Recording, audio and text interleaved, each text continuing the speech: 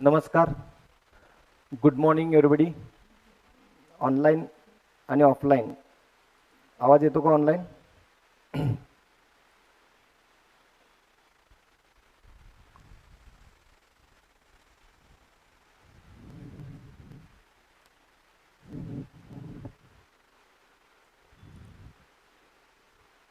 सुमित, शिवानी, प्रतीक्षा, आवाज येतो का? Okay, thank you Shivani. चला, तर आजच्या या ओरिएंटेशन प्रोग्राममध्ये तुमचं सर्वांचं, ऑनलाईन आणि ऑफलाईनच्या सर्व विद्यार्थ्यांचं मी ओमकार शेंडुरे सहर्ष स्वागत या ठिकाणी करत आहे. ओके, तर आजचा जो काय आपला टॉपिक आहे त्याच्यावरती डिस्कस करण्यापूर्वी आज आपले जे काय फॅकल्टी मेंबर्स आहेत त्यांचंही स्वागत या ठिकाणी करतो. माननीय गोलब सर यांचं या ठिकाणी मी स्वागत करतो विद्यासागर परिवारातर्फे, आणि प्रोफेसर आदिनाथ यादव सर यांचं पण या ठिकाणी मी स्वागत करतो. तेही बोलतील माझं या ठिकाणी ओरिएंटेशनचा पार्ट झाल्यानंतर. ओके, तर आजचा जो काय आपला टॉपिक आहे, ओके, ऑनलाईन आणि ऑफलाईन विद्यार्थ्यांसाठी orientation lecture on MPSC civil engineering descriptive exam 2023. बरेच प्रयत्न केले आपण, डिस्क्रिप्टिव्हचे ऑब्जेक्टिव्ह होईल, आंदोलन केलं, बरंच झालं, पण आपल्या इंजिनिअरिंगच्या बाबतीत एमपीएससीनं अतिशय कडक भूमिका घेतली आणि राज्यसेवेच्या बाबतीत मात्र थोडीशी मवाळ भूमिका झाली. मे बी फोर्सफुली असेल किंवा जे काय असेल, पण जे आहे आपल्या सध्या समोर त्याला आपण स्वीकार केलं पाहिजे आणि पुढे गेलं पाहिजे, ही रियालिटी आहे. ओके, आणि म्हणून ह्या ज्या मॅडम आहेत त्या आता कन्व्हेन्शनलच्या प्रॅक्टिस या ठिकाणी दिसतं का, ॲनिमेशन कन्व्हेन्शनल प्रॅक्टिस या ठिकाणी करत आहेत. ओके, माझ्याबद्दल BE civil Walchand college of engineering, MTech IIT Roorkee structural डायनामिक्समध्ये झालेला आहे. असिस्टंट एक्झिक्युटिव्ह इंजिनियर म्हणून एमपीएससी 2011च्या ॲडमध्ये सिलेक्शन झालेलं आहे. सध्या एक्झिक्युटिव्ह इंजिनियर या ठिकाणी आहे, वॉटर डिपार्टमेंट. ह्या माझ्या काही अचिव्हमेंट्स आहेत, स्पेशली नवीन मुलांसाठी ज्या सांगण्यासारख्या आहेत. गेट स्कोर आहे, IAS आहे, सगळ्या स्टाफ सिलेक्शन एक्झाम असेल, UPSC IAS असेल. मेन जे अचिव्हमेंट आहेत ते म्हणजे एमपीएससी 2009 जी कन्व्हेन्शनल पॅटर्नची एक्झाम होती, त्याच्यामध्ये माझा 11th rank assistant, open 11th rank या ठिकाणी आलेला असिस्टंट इंजिनियर ग्रेड 1 म्हणून. आणि 2011ला परत एक एमपीएससी आली ज्याच्यामध्ये माझा असिस्टंट एक्झिक्युटिव्ह इंजिनियर आणि 4th रँक या ठिकाणी आलेला आहे महाराष्ट्रातून. 7च जागा या ठिकाणी होत्या. तर ह्या दोन अचिव्हमेंट सांगण्यासारख्या का आहेत? कारण आत्ताचा जो पॅटर्न आहे 2023चा आणि मी जो दिलेला होता 2009 आणि 11चा, दोन्ही एक्झाम मित्रांनो कन्व्हेन्शनल पॅटर्नच्या होत्या. ओके, त्यामुळं ह्या पॅटर्नला कशा पद्धतीनं सामोरं जायचं ते खूप चांगल्या पद्धतीनं या ठिकाणी मी तुम्हाला गाईड करू शकतो. आणि जवळपास महत्वाची अचिव्हमेंट म्हणजे आतापर्यंत विद्यासागर अकॅडमीनं 395+ ऑफिसर्स या ठिकाणी घडवलेले आहेत. त्याचे सर्व डिटेल्स टेलिग्राम चॅनलवर तुम्हाला डिटेल मिळू शकतात. तर माझ्या हॉबीज आहेत मोटिवेट करणं, गाईड करणं, मेमिक्री एक माझी हॉबी आहे, टीचिंग माझं पॅशन आहे आणि म्हणून या क्षेत्रात मला काम करायला आवडतं. हिप्नोथेरपी ट्रीटमेंट किंवा पॉझिटिव्ह व्हायब्रेशन थेरी जी कॉम्पिटेटिव्ह एक्झामच्या मुलांना गरजेची असते, की आपण कॉम्पिटेटिव्ह एक्झाममध्ये असताना आपलं जे माइंडसेट आहे ते कशा पद्धतीने ठेवलं पाहिजे, कॉम्पिटेटिव्ह एक्झाम कशा क्रॅक करायच्या, त्याच्या दृष्टीनं माइंडसेट पण फार महत्त्वाचा या ठिकाणी आहे. आणि तो माइंडसेट कसा पॉझिटिव्ह ठेवून कंटिन्युअस एफर्ट्स घेऊन फायनल जो गुलाल लागण्याची स्टेज असते त्याच्यासाठी आपण प्रयत्न केला पाहिजे. आणि आणखी एक मला छंद म्हणा किंवा हॉबी आहे, that is applying happy thoughts technique. छोट्या छोट्या टेक्निक्सचा वापर आपल्या सिव्हिल इंजिनिअरिंगच्या कन्सेप्टमध्ये कसं करू शकतो, जेणेकरून आपल्याला छोटे छोटे फॉर्म्युले, कन्सेप्ट कशा पद्धतीने लक्षात ठेवता येतील ते पण आपण डिटेल या ठिकाणी भविष्यात बघणार आहे. सगळ्यात पहिला क्वेश्चन ऑनलाईन आणि ऑफलाईनच्या विद्यार्थ्यांच्या मध्ये असेल आणि तो म्हणजे जेई करावं का कन्व्हेन्शनल डिस्क्रिप्टिव्हचा अभ्यास करावा. बऱ्याच जणांना हे कन्फ्युजन या ठिकाणी असणार आहे. आता याचं उत्तर जे आहे फ्रँकली स्पीकिंग कोणीच देऊ शकत नाही. का? कारण प्रत्येक माणसाची रिक्वायरमेंट, प्रत्येक माणसाची इच्छा, प्रत्येक माणसाची ॲबिलिटी हे सगळ्यांची प्रत्येकाची वेगळी आहे, हे लक्षात घ्या. त्यामुळं प्रत्येकाची ॲबिलिटी वेगळी असल्यामुळे ज्याला जे पटतं त्या पद्धतीनं तयारी त्यानं केलं पाहिजे. काही असे सुद्धा असतील की दोन्ही एक्झाम्सची तयारी करतील. आता काही जणांना फक्त जेई करायचं आहे, अगदी हॉनेस्टली पहिल्या स्लाइड मध्ये सांगतोय, त्यांनी जेई साठी पूर्ण इंटरेस्टनं अभ्यास करायला हरकत नाही, अगदी हॉनेस्टली. पण ज्यांना वाटतंय की मला डिस्क्रिप्टिव्हची तयारी करायची आहे आणि डिस्क्रिप्टिव्हचा मला कसा फायदा होऊ शकतो, फ्रँकली स्पीकिंग एक एक गोष्टी एकदम क्लिअर आणि हॉनेस्टली क्लिअर करणार आहे. आतापर्यंत विद्यासागरनं जेवढे पण इन्फॉर्मेशन दिलेले आहेत किंवा जेवढा पण गायडन्स विद्यार्थ्यांना दिलेला आहे, त्याच्यामध्ये कुठंही कोणत्याही प्रकारचा स्वार्थ न ठेवता निस्वार्थी भावनेनं या ठिकाणी आपले जे थॉट्स आहेत ते केलेले प्रकट केलेले आहेत आणि मुलांना त्या पद्धतीनं गाईड केलेलं आहे. त्यामुळे इथं सुद्धा पहिली स्लाइड मी जेई आणि डिस्क्रिप्टिव्ह ह्याच्याबद्दल घेतलेली आहे. त्यामुळे ज्यांचं जेईचं प्लॅनिंग असेल ती इंडिव्हिज्युअल टू इंडिव्हिज्युअल मला सांगता येईल की तुला कोणतं बेस्ट आहे. पण सध्या कॉमनली बोलायचं असेल, आता जो काही टॉपिक आहे त्याच्यावरती मी या ठिकाणी जास्त डिस्कस करतो. डिस्क्रिप्टिव्ह कशा पद्धतीने ऍडव्हान्टेजेस तुम्हाला होऊ शकतो. जेही पण ऍडव्हान्टेजेस आहे, ज्यांना जे करायचं ते करायचंच आहे, पण ज्यांचं डिस्क्रिप्टिव्ह प्लॅनिंग आहे, कारण स्पेशली आज इंटरेस्टनं तुम्ही डिस्क्रिप्टिव्हच्या प्लॅनिंगनं ऑनलाईन आणि ऑफलाईन जॉईन झालेला आहात, तर त्याच्यासाठी मी या ठिकाणी सांगतोय वाय एमपीएससी 2023 डिस्क्रिप्टिव्ह. सगळ्यात पहिला पॉइंट आहे की हा जो पॅटर्न आहे तो सर्वांसाठी नवीन आहे. म्हणजे 2017ला ऑब्जेक्टिव्ह एक्झाम होती, 18ला होती, 19ला होती, 2020ला होती, 21ला होती, 22ला होती. जवळजवळ 7 वर्ष सलग एमपीएससीचा पॅटर्न ऑब्जेक्टिव्ह झाला. त्याच्या आधी पण माझ्या मते 2013चा ऑब्जेक्टिव्ह पॅटर्न होता. 13ची एक कन्व्हेन्शनल झाली आणि 13ची लगेच एक्झाम झाली, ती ऑब्जेक्टिव्ह पॅटर्नची या ठिकाणी झालेली आहे. म्हणजे 2012ची जी 11ची जी आमची ऍड होती, त्यानंतर 13ची जी ऍड झाली कन्व्हेन्शनल, त्यानंतर अगदी 2023ला 10 वर्षानंतर कन्व्हेन्शनल परत आलेली आहे. त्यामुळं बऱ्यापैकी इथं असणारा ऍस्पिरंट हा एकाच लेवलला आहे. म्हणजे सर्वांचं कॉम्पिटिशन जे आहे ते एकाच लेवलचं आहे. हा एक पॉइंट तुम्ही कन्सिडर करा. हा तुमच्यासाठी पॉझिटिव्ह आहे, स्पेशली नवीन ऍस्पिरंटसाठी, की बाबा मागच्या वर्षीची मुलं असतील, त्याच्या मागच्या वर्षीची मुलं असतील पण त्या ऑब्जेक्टिव्ह पॅटर्न मध्ये स्ट्रॉंग असतील. कन्व्हेन्शनल पॅटर्न त्यांना स्ट्रॉंग करावा लागेल. म्हणजे दोघं सुद्धा तुम्ही एका प्लॅटफॉर्मवर आहात. ओके. दुसरं एक आहे जेई एक्झाम्स. त्याच्यामध्ये तुम्हाला पोस्ट मिळणार आहे junior engineer, civil engineering assistant, class 3 जर घेतलं तर तिथं तुम्ही नॉन गेजेटेड ऑफिसर होणार आहात, अराजपत्रित अधिकारी. ओके. कोणतीही पोस्ट चांगली किंवा कोणती वाईट असं नाही, पण जो फरक आहे तो सांगणं माझं काम आहे. इथं मात्र जर तुम्ही ह्या 130 वॅकन्सी आता ऍड मध्ये आहेत, त्यातल्या 120 मध्ये जर सिलेक्ट झाला तर सुपर क्लास 1 आम्ही ह्या पदाला म्हणतो, that is AEE assistant executive engineer. आणि सर्वांना हे माहित असेल की AEE झालं तर साधारण 4 ते 4.5 वर्षामध्ये तुम्ही एक्झिक्युटिव्ह इंजिनियर या ठिकाणी होता. जर तुम्ही AE1 झाला तर 10 ते 15 वर्ष depending on category everything vacancy तुम्ही एक्झिक्युटिव्ह इंजिनियर होता. आणि AE2 झाला तर डेप्युटी इंजिनियर व्हायलाच अंदाजे 10 ते 15 वर्ष या ठिकाणी लागतात, डिपेंडिंग ऑन डिपार्टमेंट कॅटेगरी, बरेच फॅक्टर आहेत, पण इन जनरल सांगतोय. म्हणजे डायरेक्ट AEE जर तुम्ही ह्या ऍड मध्ये झाला तर तुम्हाला एक्झिक्युटिव्ह इंजिनियर होण्याची जी संधी आहे ती या ठिकाणी 4 ते 5 वर्षात. म्हणजे समजा आता 23ला एक्झाम झाली, 24ला रिझल्ट लागला, 24 + 4 साधारण जॉईनिंग 25ला झालं तर 25 + 4 या ठिकाणी तुमचं ऍडिशन 29ला तुम्ही एक्झिक्युटिव्ह इंजिनियर असाल. आणि त्याचं उदाहरण तुमच्या समोर आहे. 2011ला मी AEE 11च्या ऍड मध्ये 12ला एक्झाम दिली, 13ला सिलेक्शन झालं, 13 ते 17 म्हणजे 17च्या एंडला या ठिकाणी माझं AEEचं EE म्हणून प्रमोशन झालेलं आहे. फक्त एक छोटीशी कोर्ट केस होती, त्याच्यामुळे 5-6 महिने डिले झाला होता. 4.5 वर्ष फक्त लागलेले आहेत. त्यामुळे AEE झालेला फायदा हा एक या ठिकाणी आहे. आता सिलेक्शन होऊन मॅक्सिमम फेल्युअर तुमचं काय असणार आहे? चला मला AEE मिळालं नाही तर सिलेक्शन मधलं फेल्युअर काय आहे? तर मित्रांनो AE to PWD 301 जागा ज्या अजून ऍड मध्ये नाहीत पण त्या वाढ होणार आहेत.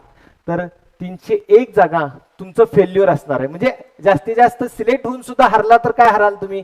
AE to PWD म्हणून सिलेक्ट व्हाल. कळालं ना माझं वाक्य तुम्हाला? आणि त्यातल्या त्यात अजून खाली हरला तर AE to WCD. आता डिपार्टमेंट WCD वाईट आहे PWD चांगलं असा अर्थ नाही, पण एक जनरल प्रेफरन्स लोकांचा जो जातो की PWD पहिला, WRD सेकंड, WCD थर्ड, असा जनरल राहतो. त्यामुळे तुमचं फेल्युअर हे फक्त 10 आहे. ह्या 301 मध्ये तुम्हाला संधी आहे. म्हणजे PWD AE2 चे वॅकन्सीज किती आहेत हे लक्षात येते का बघा.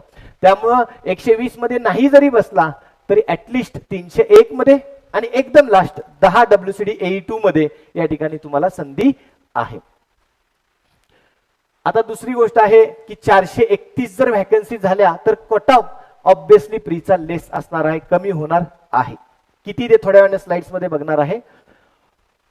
दुसरं, आज मी 2009 ची एमपीएससी कन्व्हेन्शनल दिलो, त्याचा बेस त्याचं नॉलेज मला 2011 ची लगेच जी ऍड पडली, लगेच त्याचा फायदा 2011 ला मला उचलता आला. का? कारण एक बेस माझा तयार होता, 23 सब्जेक्टला माझा टच झाला होता आणि त्या 23 सब्जेक्टचा फायदा मी AEE मध्ये उचलला. मी जॉब करत करत असिस्टंट एक्झिक्युटिव्ह इंजिनियर 7च जागा, मी डिटेल दाखवेन तुम्हाला, 7च ओपनच्या जागा होत्या आणि त्यात मी 4 टॉपर आलो. का? कारण हा बेस आहे. This is a part of investment. आजच्या घडीला 23 ला तुम्हाला फेल्युअर आलं किंवा 23 ला तुम्ही क्वालिफाय जरी नाही झाला, पण एक्झाम जर तुम्ही तयारी करत असाल, तयारी केला, येणाऱ्या 24-25 साठी तुमचा एक फाउंडेशन असणार आहे. आणि तुम्हाला ही माहिती आहे, जसं सरांनी पण मगाशी बोललं की इलेक्शनचा पिरियड आता येणार आहे आणि त्यामुळं गव्हर्नमेंटला आणखी व्हॅकन्सीज ह्या काढाव्या लागणार आहेत. व्हॅकन्सी तर आहेत पण त्या काढाव्या लागतील डिपार्टमेंटला किंवा गव्हर्नमेंटला. लक्षात येते सर्वांना? त्यामुळे ती एक संधी. आता 24 ला ऍड असेल का? आजच्या घडीला कोणी सांगू शकत नाही. 25 ला ऍड असेल का? आजच्या घडीला कोणी सांगू शकत नाही. पण एक बेस होण्यासाठी तुम्हाला ही डिस्क्रिप्टिव्ह बॅच अतिशय महत्वाची आहे, किंवा डिस्क्रिप्टिव्ह बॅचचं प्रिपरेशन किंवा डिस्क्रिप्टिव्ह पॅटर्नचं प्रिपरेशन हे महत्वाचं आहे. मग तुम्ही ते सेल्फ स्टडी न करा, कोणताही क्लास लावा, काही हरकत नाही, करू शकता. विद्यासागर लावून करू शकता. जे तुमची इच्छा आहे ते या ठिकाणी तुम्ही करू शकता. पण डिस्क्रिप्टिव्हच्या पॅटर्नचा अभ्यास तुम्हाला पुढच्या एक्झामसाठी फाउंडेशन म्हणून ऍक्ट होणार आहे. त्यानंतर ऑलरेडी AEE झालं तर मी सांगितलंय, SE CE लवकर झाला तर SE लवकर व्हाल, SE लवकर झाला चीफ इंजिनियर लवकर व्हाल, चीफ इंजिनियर लवकर झाला पुढचे AD सचिव. जेवढ्या यंग एज मध्ये तुम्ही AEE व्हाल तेवढ्या यंग एज म्हणजे तेवढ्या लवकर प्रमोशन तुमचं होईल आणि तुम्हाला अप टू रिटायरमेंट अगदी सेक्रेटरी IAS लेवल जे मंत्रालयामध्ये बसतात त्या लेवल पर्यंत या ठिकाणी जाता येईल. एक उदाहरण, आत्ताच परवा आमचे एक सेक्रेटरी साहेब रिटायर झाले, शहा सर. ओके, तर शहा साहेबांच्या बाबतीत बोलायचं झालं तर कर्जत सारख्या एखाद्या छोट्याशा अहमदनगर मधल्या एका गावामध्ये त्यांचा जन्म झाला होता. इंजिनिअरिंग CUP ला केलं आणि त्यानंतर AEE म्हणून लागले आणि आज सेक्रेटरी म्हणून रिटायर ह्या 31 मे ला झालेले आहेत. म्हणजे AEE चा प्रवास हा अप टू सेक्रेटरी पर्यंत जाऊ शकतो. काही लेट झाला तर चीफ इंजिनियर पर्यंत रिटायर व्हाल, जे काय असेल ते. पण तुमचे जे पुढचे प्रमोशन्स आहेत ते सुद्धा तुम्हाला फास्टर वेने भेटणार आहेत. दुसरं, मी मगाशी पण बोललो, गॅझेटेड ऑफिसर म्हणून तुम्हाला या ठिकाणी स्थान मिळणार आहे. आता बरेच मुलांची ही भीती असते की डिस्क्रिप्टिव्ह म्हणजे लय अवघड, डिस्क्रिप्टिव्ह म्हणजे लय अवघड. मी तुम्हाला गॅरंटीपूर्वक एक एक पेपरचा अनालिसिस करून दाखवेन की कशा पद्धतीने. ही बघा, टोटल 200 मार्काचा पेपर, ऑप्शन 200 म्हणजे 400 मार्काचा पेपर या ठिकाणी आहे. त्या 400 मार्काच्या पेपरमध्ये मित्रांनो काही क्वेश्चन हे अवघड असणारच आहेत, सगळेच एकदम स्ट्रेट फॉरवर्ड येणार नाही. पण तुम्हाला जेवढं AEE साठी लागतं, अंदाजे समजा पकडा 50% मार्क पडायचे आहेत. 200 पैकी तुम्हाला साधारण 100 जरी पाडता आले तरी तुम्ही AEEच्या रेंजमध्ये जाता. एकदम ऍव्हरेज सांगालोय, एक्झॅक्ट अनालिसिस तुम्हाला परफेक्ट सांगेन, पण साधारण 100 माझे मार्क्स पण मी तुम्हाला दाखवतो. तर तेवढे जरी पडले तरी तुमचं सिलेक्शन, म्हणजे 400तले तुम्हाला 200 क्वेश्चन जरी अवघड असले, पण जे 200 मार्काचे क्वेश्चन्स आहेत ते डायरेक्ट स्ट्रेट फॉरवर्ड असतात. म्हणजे फॉर एक्झाम्पल, मी एक व्हिडिओ आता सॉमचा टाकलेला आहे, PL/AE चेंज इन लेंथ बारवरचा फॉर्म्युला, त्याच्यावर डायरेक्ट क्वेश्चन या ठिकाणी आलेला आहे. फक्त तुम्हाला तो व्यवस्थित कॅल्क्युलेशन सोडवायचा आहे. सरांचं तुम्ही SAचे व्हिडिओ बघितला असतील, सरांचे एन्व्हायरमेंटचे बघितलं असाल युट्यूबवर जे आम्ही शेअर केलेलं आहे, त्यातनं सांगायचं काय की स्ट्रेट फॉरवर्ड क्वेश्चन येतात आणि त्यामुळे तुम्हाला थोडंसं प्रॉपर प्रिपरेशन फक्त केलं, त्याच्या बाहेरचं येणार नसतंय. For example, constituents of paints, समजा बिल्डिंग मटेरियलचा विषय घेतला तर ते ठरलेले पॉइंट्स आहेत. डिफेक्ट्स इन ब्रिक, तर त्याचे 7-8 पॉईंट ठरलेले आहेत. हा नाही आला तो येणार आहे, तो नाही आला कन्स्टिट्यूएंट ऑफ सिमेंट वर क्वेश्चन येणार आहे, तो नाही आला right a components on door. असे ठरलेल्या पॅटर्न वरती क्वेश्चन, जिओटेक असू दे, सर्वे असू दे, हायवे असू दे, हायड्रो असू दे, एक पॅटर्न फिक्स आहे. ह्या डिस्क्रिप्टिव्ह एक्झाम मध्ये तुम्हाला IAS लेवल सारखे खूप हेवी क्वेश्चन्स येणार नाहीत, हे लक्षात घ्या. 400 मधले मी म्हणतो की 100 मार्काचं थोडंसं IAS सारखं येईल, पण 300 मार्काचं जे आहे ते आपण ज्या युनिव्हर्सिटीत शिकलेलो आहात, सावित्रीबाई फुले युनिव्हर्सिटी असेल, शिवाजी युनिव्हर्सिटी असेल, अमरावती युनिव्हर्सिटी असेल, नागपूर असेल, मुंबई युनिव्हर्सिटी असेल, ज्या युनिव्हर्सिटीमधून तुम्ही शिकलेला आहात तशा टाईपमध्ये स्ट्रेट फॉरवर्ड, म्हणजे तुम्हाला आम्ही दिलंय, घे सोडव, हे लिहून दाख, हे लिहून दाख, म्हणजे तुझं ओव्हरऑल सिव्हिल इंजिनिअरिंगचं नॉलेज कशा पद्धतीने तू प्रिपेअर्ड आहेस हे बघितलं जातं मित्रांनो. अगदी 50%, 55% वाले माझे बरेच मित्र आज AE1 AEE आहेत. फक्त त्यांनी तो शेवटचा जो काळ आहे तो चांगला अभ्यास केला ऍड पडल्यानंतरचा. आणि तुम्ही म्हणत असाल सर सगळ्यात महत्वाचं एक निगेटिव्ह तुम्हाला, सर 131 दिवस आजपासून एक दिवस गेला, 130 दिवस सर आहेत कन्व्हेन्शनल एक्झामच्या मेन्सच्या तारखेला. 130 दिवसात होतंय काय ही शंका तुमच्या मनात असेल, थोड्या वेळात क्लिअर होईल. तर सगळ्यात आणखी एक महत्वाची शंका तुमच्या मनात असेल की really seats are going to increase ऑनलाईनच्या आणि ऑफलाईनच्या विद्यार्थ्यांना. अगदी हॉनेस्टली या ठिकाणी सांगतो, डीपी मध्ये गुरूंचा फोटो आहे, जे आहे ते सत्य सांगणार, कधी खोटं आतापर्यंत सांगितलं नाही आणि सांगणारही नाही. एक XYZ या ठिकाणी ऑफिसर आहेत, त्यांच्याशी मी 30 मेला हा ओनली स्टडी म्हणून एक ग्रुप आहे टेलिग्रामचा, त्यांनी RTI टाकला होता आणि त्यांचा RTI मी परत त्या साहेबांना फॉरवर्ड केला आणि त्यांना विचारलं 301 वॅकन्सी, सर नमस्ते, ह्या जागा MPSC 2023 मध्ये वाढणार आहेत का? PWD AE2 301 vacancy, please confirm, thank you. हा व्हॉट्सअपचा माझा स्क्रीनशॉट या ठिकाणी शेअर करतोय.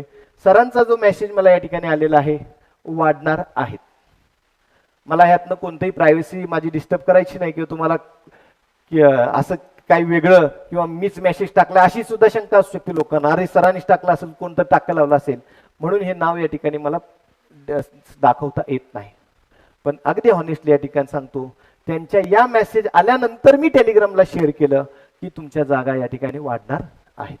आता ते तुम्हाला ह्या मेसेजवर किती विश्वास ठेवायचा आहे हा तुमचा वैयक्तिक ऑनलाईन आणि ऑफलाईनच्या विद्यार्थ्यांचा प्रश्न आहे.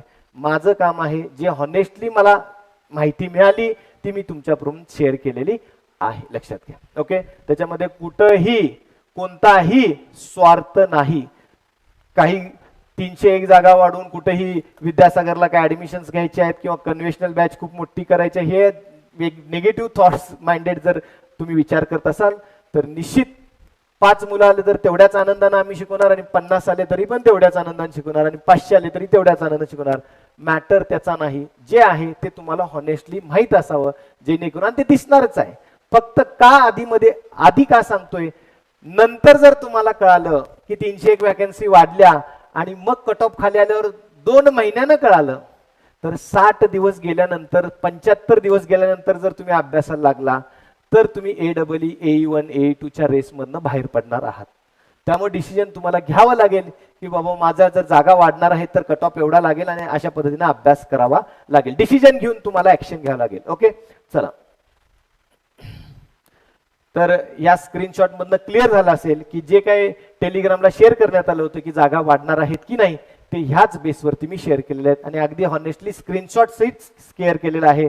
एक सचिव लेवलच्या खालचे 2 पोस्ट आहेत, त्या लेवलच्या माणसाचा हा स्क्रीनशॉट आहे. ओके, तर मी ओनली स्टडी ऑफिसर यांना सुद्धा धन्यवाद देतो की त्यांनी RTI टाकला आणि त्यामुळे आपल्याला ऍडव्हान्स मध्ये कळतंय. व्हाय गोल्डन चान्स मित्रांनो, तर 431 वॅकन्सी जसं स्क्रीनशॉट प्रमाणे झालं इंटू 16, तर साधारण 6900 लोकांना एंट्री मिळणार आहे. आतापर्यंतचा जर इतिहास काढला MPSCचा प्री टू मेन्सला जाण्यासाठी, ओके, कट ऑफ किती लागू शकतो प्रत्येक सांगतो 5 जण, तर 431 इंटू 16 तर 6900 लोकांना एंट्री मिळणार आहे. विचार करा की क्रीम 7000 लोकांना MPSC इन करणार, मग कट ऑफ काय असेल, बरोबर. तर पुढची स्लाइड या ठिकाणी बघूया की कट ऑफ साधारण काय असेल. To give the MPSC mains 2023 हे लकी असणार आहे. ओके, आणि ह्या लकी मध्ये तुम्ही असाल की नाही हे डिपेंड्स की कट ऑफ किती लागतो. What will be the cut off for open general category engineering MPSC.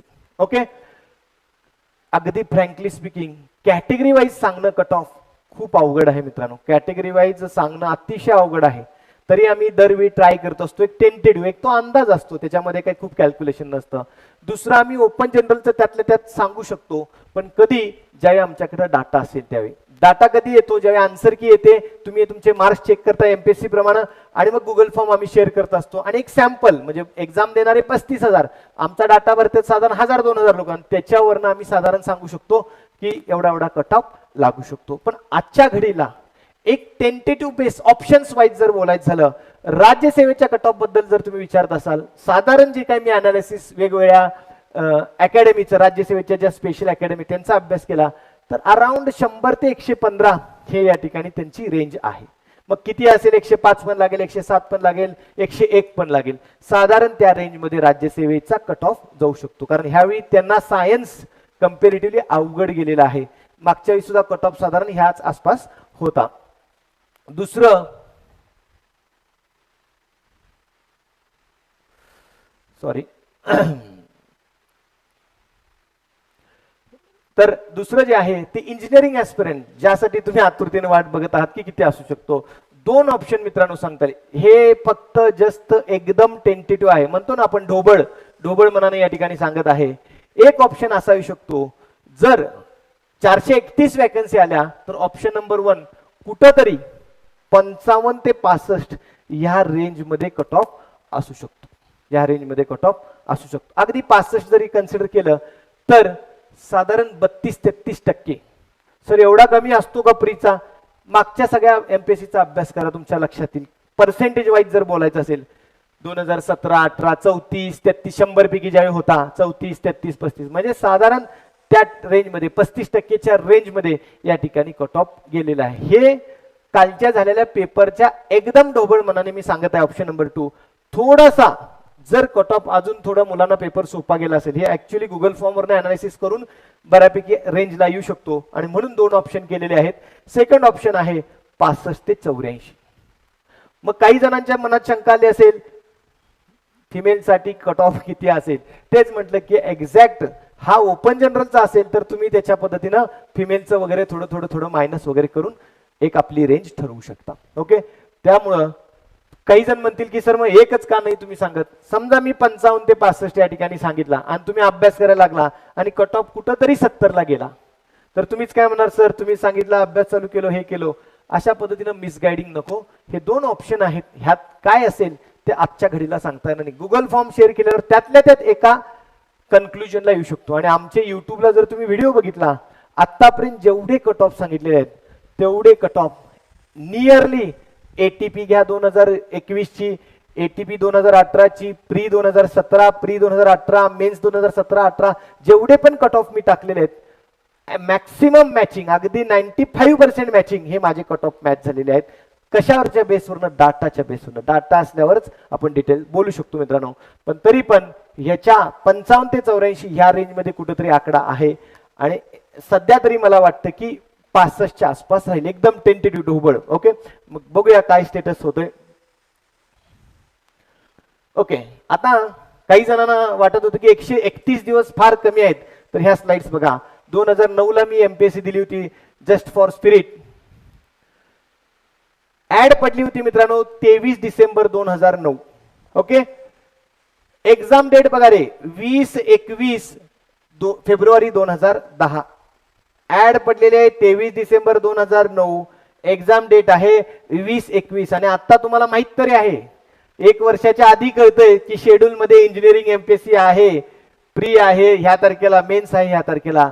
2009 ला तसं काही नव्हतं. ऍड पडली की कळालं रे एमपीएससीच्या जागा निघाल्यात. लक्षात येते. त्यावेळी माझा IIT रुडकीला एमटेक या ठिकाणी चालू होतं. माननीय मिरजकर उपसचिव या ठिकाणी होते. 23 डिसेंबर 2009 शेवटच्या पानावर सुद्धा तारीख असते ऍडच्या. आणि साधारण गॅप जर विचार केला मित्रांनो तर किती दिवस आहेत? Only 58 days in hand. मला मान्य आहे की 131 दिवसात सुद्धा सगळा अभ्यास कव्हर करणं तारेवरची कसरत आहे, पण तुम्ही स्पिरिट साठी घेऊ शकता. जर 58 दिवसात, जे एक्झाम आधी माहित पण नाही, पण 58 दिवसात जर कन्व्हेन्शनल एक्झाम क्रॅक करता येते, 347 मार्क मला या ठिकाणी पडले होते, तर तुम्ही सुद्धा 131 दिवसात पोस्ट काढणं शक्य आहे की नाही. त्यामुळे जी मनातली भीती आहे की 131 दिवसात माझा अभ्यास होणार नाही, कारण सगळ्यांना 131 दिवस आहेत. साईडच्याला पण 31 दिवस आहेत, कोल्हापुरात अभ्यास करणाऱ्या विद्यार्थ्याला पण 100, IIT मधल्या अभ्यास करणाऱ्या पण 100, प्रत्येकाकडे 131 दिवस आहेत. फक्त तुला तुझं कॅलिबर दाखवायचं आहे, कष्ट करत राहायचं आहे. दुसरं, ठीक आहे सर मग 2011 तुम्ही AEE झाला, त्यावेळी तर तुमच्याकडे डेट्स भरपूर, जागा भरपूर असतील. एमपीएससीनं पहिल्यांदा असं केलं की आम्ही कॅलेंडर या ठिकाणी शेअर करणार UPSC सारखं, आणि 2012 कॅलेंडर त्यांनी टाकलं. ऍड पडली 11 मध्ये म्हणून त्याला 2011 म्हणतात. पण एक्झाम कधी झाली मित्रांनो? 2012 ला. तुम्ही बघू शकता Maharashtra engineering services grade A exam 2012, 15/1/2012 pre होती. ह्यावेळी फर्स्ट टाइम प्री झाली, ती पण सिव्हिल इंजिनिअरिंग ऑब्जेक्टिव्ह होती आणि कन्व्हेन्शनल मेन्स या ठिकाणी होती. मेन्स जी होती ती आणि 28 आणि 29 तारखेला होती. याचा जरी अनालिसिस केलं, ही या ठिकाणी ऍड आहे मित्रांनो 2011, ह्याला म्हणतात ऍड. फक्त 11 जागा होत्या सहाय्यक कार्यकारी अभियंता, त्यातल्या महिलाच्या 3 खेळाडूच्या 1 वजा केल्या तर एकूण 7च ओपनच्या या ठिकाणी होत्या. आणि त्याचं जर डिटेल बघितलं प्री आणि मेन्स मधल्या डेट, तर डेज इन हँड किती होते? तर या ठिकाणी फक्त 105 दिवस होते. म्हणजे 58 दिवसानं AE1 झालो 58 दिवसात आणि 2011च्या 105 दिवसात AEE झालो. तुमच्या हातात किती दिवस आहेत आजपासून जरी धरलं तरी? किती बोला? 130 दिवस आहेत. म्हणजे आमच्यापेक्षा अजून 25 दिवस रिव्हिजनसाठी तुमच्याकडे एक्स्ट्रा आहेत. म्हणजे इथं बसलेल्या ऑनलाईन मध्ये ऐकत असलेल्या प्रत्येक विद्यार्थ्याकडे ही पॉवर आहे की तो AEE, AE1 आणि AE2 ह्या 3 ज्या काय ग्रेड आहेत त्या तिन्ही ग्रेड पैकी एक कोणती तरी ग्रेड आपली फायनल करू शकतो किंवा तिथं आपली पोझिशन फिक्स करू शकतो. फक्त काय करायचं मित्रांनो, एक प्रॉपर तुम्हाला चॅनलाइज वेनं अभ्यास करणं गरजेचं आहे. अगदी स्मार्ट स्टडी. ओके, 2023ला देणारे नाहीत पण 24-25ला आहेत, त्यांच्यासाठी थोडी स्ट्रॅटेजी वेगळी असेल. पण जे 23लाच देणार आहेत त्यांच्यासाठी थोडीशी स्ट्रॅटेजी आणखी वेगळी असेल. म्हणजे 2 पार्ट मध्ये आपल्याला डिवाइड करता येईल. ते आपण डिटेल बोलूया. तर तुमच्या लक्षात आलं असेल 58 आणि 105 एवढ्या दिवसात AE1 आणि AEE निघत असेल तर तुम्हाला ही 130 दिवसात या ठिकाणी 100% निघणार आहे. ऑब्विसली तुम्हाला माहित आहे 4 सेक्शन आहेत, 200 मार्काचा पेपर आहे. आमच्या वेळी 3 पेपर होते, पेपर 1, पेपर 2, पेपर 3 आणि प्लस एक पेपर होता 150 मार्का, ज्याच्यामध्ये मराठी 50 मार्क, इंग्लिश 50 मार्क आणि GS 50 मार्क. बरोबर सर, 150 मार्काचा पेपर या ठिकाणी होता. म्हणजे हे 600 3 पेपरचे 200 200 200 आणि ते 150 750 मार्क पैकी पहिल्या एक्झाम मध्ये मला 347 पडले होते आणि दुसऱ्या AEEच्या एक्झाम मध्ये मला 351 पडले होते. ते पॅटर्न चेंज झाल्यामुळे झालं होतं. त्याचा एक व्हिडिओ मी शेअर केलाय की पॅटर्न तुमचा 2023चा कसा असू शकतो, तो व्हिडिओ पण डिटेलमध्ये बघून घ्या. कन्व्हेन्शनल डिस्क्रिप्टिव्ह असणार आहे 400 मार्काचं कन्व्हेन्शनल, इंटरव्ह्यू मात्र 50 मार्काचा असणार आणि 450 मार्काचं टोटल तुमचं असणार आहे. ओके, 450च्या 50 जरी तुम्ही कन्सिडर केला तर साधारण 225 मार्क जरी पडले तरी तुम्ही राज्यातल्या टॉप 10 मध्ये तुम्ही असू शकता. एकदम टेंटेटिव्ह बोलतोय. एक्झॅक्ट आकडा पेपर कसा आहे, किती इझी टाकलाय, किती सोपा, किती मीडियम टाकलाय त्याच्यावरती डिपेंड आहे. बाकीचं सब्जेक्टच्या बाबतीत जे आहे ते या ठिकाणी बोलता सर. तर सर थोडे बोलतील आणि त्यानंतर मला परत कंटिन्यू करायचं आहे सर झाल्यानंतर. तर अशा पद्धतीनं या ठिकाणी आपलं हे प्लॅनिंग आहे. खूप चांगल्या पद्धतीनं डिटेल तुम्हाला जे प्लॅनिंग पाहिजे आहे विद्यासागरकडनं ते सगळं आम्ही देणार आहे. त्याच्या पुढच्या स्लाइडच्या बाबतीत सर 1 मिनिट फक्त हे घेतो. आणि सर फिमेल साठी सांगा. तर फिमेल साठी मी तुम्हाला आत्ताच सांगू शकत नाही. मी आत्ता बोललो की डाटाबेस असलं तर थोडंसं बोलणं शक्य आहे. सर आन्सर की आल्यावर Google form, yes Google form करून 100% सांगतो. 100% 65 लागेल वाटतो sir cut off. Kapil thank you. ATP मध्ये सर तुमचाच परफेक्ट लागला cut off. Yes thank you Kapil. तर ATP ला सुद्धा एक्झॅक्ट आपलाच कट ऑफ या ठिकाणी लागला होता. ओके, काही लोक थोडेसे नाराज झाले होते की सर एवढा कट ऑफ कुठे लागतो का. काही जण निगेटिव्ह क्रिटिसाइज करत होते, एवढं कुठं लागते काय, असं असते का, तसं असते का. म्हणतात ना आपले मार्क नाही पडले, आपल्या कट ऑफ मध्ये आपण बसत नाही तर आपण क्रिटिसाइज करायला लागतो. अरे रियालिटीला स्वीकार करणं गरजेचं असतं. तुला किती पडले त्याच्यावरनं कट ऑफ डिसाइड नाही होणार. मार्केटमध्ये असणाऱ्या विद्यार्थ्यांना कट ऑफ किती मार्क पडले त्याच्यावरती कट ऑफ या ठिकाणी असणार आहे. त्यामुळे नेहमी आम्ही रियालिटी सांगण्याचा प्रयत्न केलेला आहे. आमच्या जुन्या बॅच मध्ये 1 2 3 सांगतो. प्री मध्ये आम्ही कट ऑफ सांगायचो.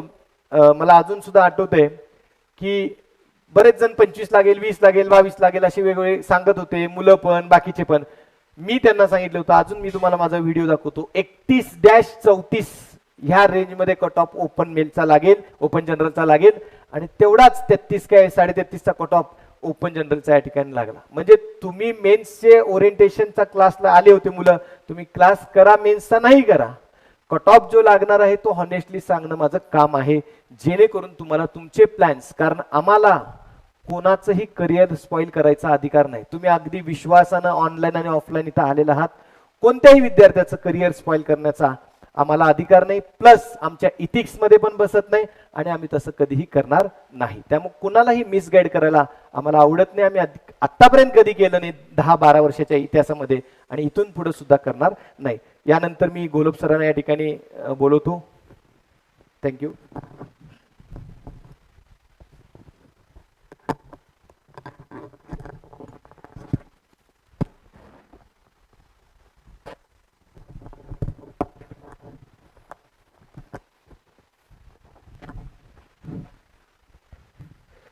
Good morning everyone.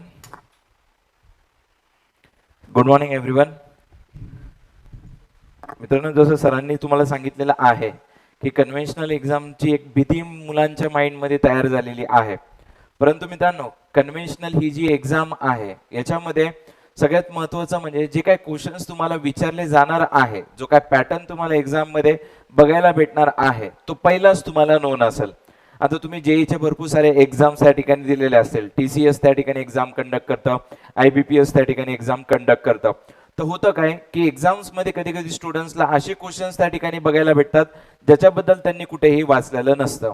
तर त्यामुळे काय होतं की त्या क्वेश्चनला आपण कसं सॉल्व्ह केलं पाहिजे, त्याला आपण कसं टॅकल केलं पाहिजे, त्याच्यासाठी बेसिक कन्सेप्ट माहिती असणं खूप जास्त गरजेचं आहे. ज्यावेळेस कोणताही व्यक्ती कन्व्हेन्शनलचं प्रिपरेशन करतो तर त्या प्रिपरेशन करताना त्याला एक बेसिक नॉलेज येऊन जातं त्या सब्जेक्टचं किंवा त्या टॉपिकचं, की जेणेकरून त्याच्यावरती तो अनेक सारे क्वेश्चन्स काय करू शकतो, सॉल्व्ह करू शकतो. सिमिलरली जी ही डिस्क्रिप्टिव्ह एक्झाम तुमची होणार आहे त्याच्यामध्ये तुम्हाला कोणत्या प्रकारचे क्वेश्चन्स त्या ठिकाणी विचारले जातील ना, हे तुम्हाला पहिलंच नोन असतं. जसं सरांनी सांगितलं की सॉमच्या लेक्चरमध्ये सरांनी जो PL/AE चा क्वेश्चन सॉल्व्ह केलेला आहे तो आपण देखील याच्यामध्ये ऑब्जेक्टिव्ह मध्ये सॉल्व्ह करत होतो. फक्त व्हायचं काय की त्याच PL/AE क्वेश्चन वरती थोडं त्याच्यामध्ये ट्रिकीनेस अप्लाय करून तोच ऑब्जेक्टिव्ह वे मध्ये आपल्याला विचारला जात होता. परंतु आपल्या डिस्क्रिप्टिव्ह एक्झाम मध्ये त्याच रिलेटेड क्वेश्चन तुम्हाला विचारला जाणार आहे. ओके, फक्त त्याचे जे काही टाइप्स आहेत ते टाइप्स तुम्हाला त्या ठिकाणी बघणं खूप जास्त गरजेचं आहे.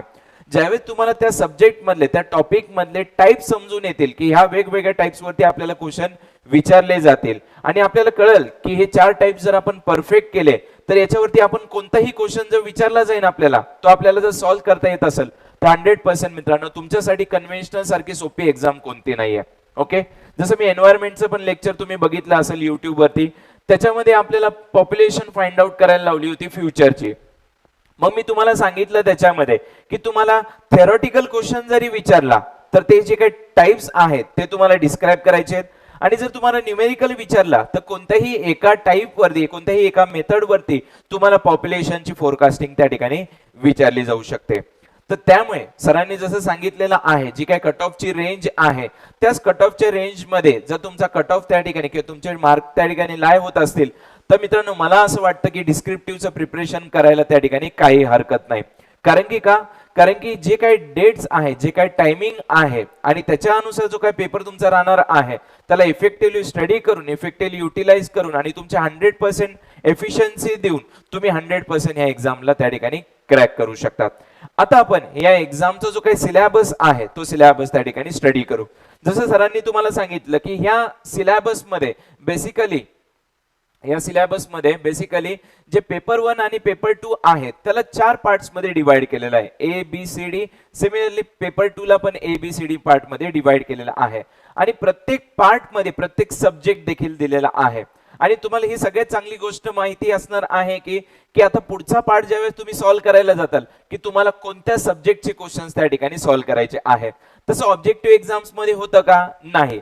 एखादा क्वेश्चन जर डायरेक्टली पहिला क्वेश्चन एन्व्हायरमेंट वरती असेल तर दुसरा क्वेश्चन डायरेक्टली तुमचा सॉम वरती पण जाऊ शकतो आणि तिसरा क्वेश्चन परत ब्रिज वरती पण येऊ शकतो. त्यामुळे मेंटॅलिटी जी आहे ती आपल्याला त्या ठिकाणी तिथं ठेवावी लागते. पण इथं जे आहे की एक सेक्शन तुम्ही सॉल्व्ह करायला गेले तर तुम्हाला एक सब्जेक्टचे सगळे डिटेल तुम्हाला क्वेश्चन्स त्या ठिकाणी बघायला भेटतात.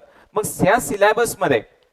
या सिलेबसमध्ये सगळ्यात पहिला जो आपला पार्ट 1 आहे, पार्ट A आहे, ओके, जो पेपर 1 आहे त्याचा जो पार्ट ए आहे, सेक्शन ए, त्याच्यामध्ये तुम्हाला हे 3 टॉपिक्स बघायला भेटतील. Strength of material, theory of structures and computer aided analysis. जर सिलेबस जर बघितला मित्रांनो, हा जो प्रिव्हियस एमपीएससीचा सिलेबस आहे त्याचा जवळपास 98 to 99% सेम आहे.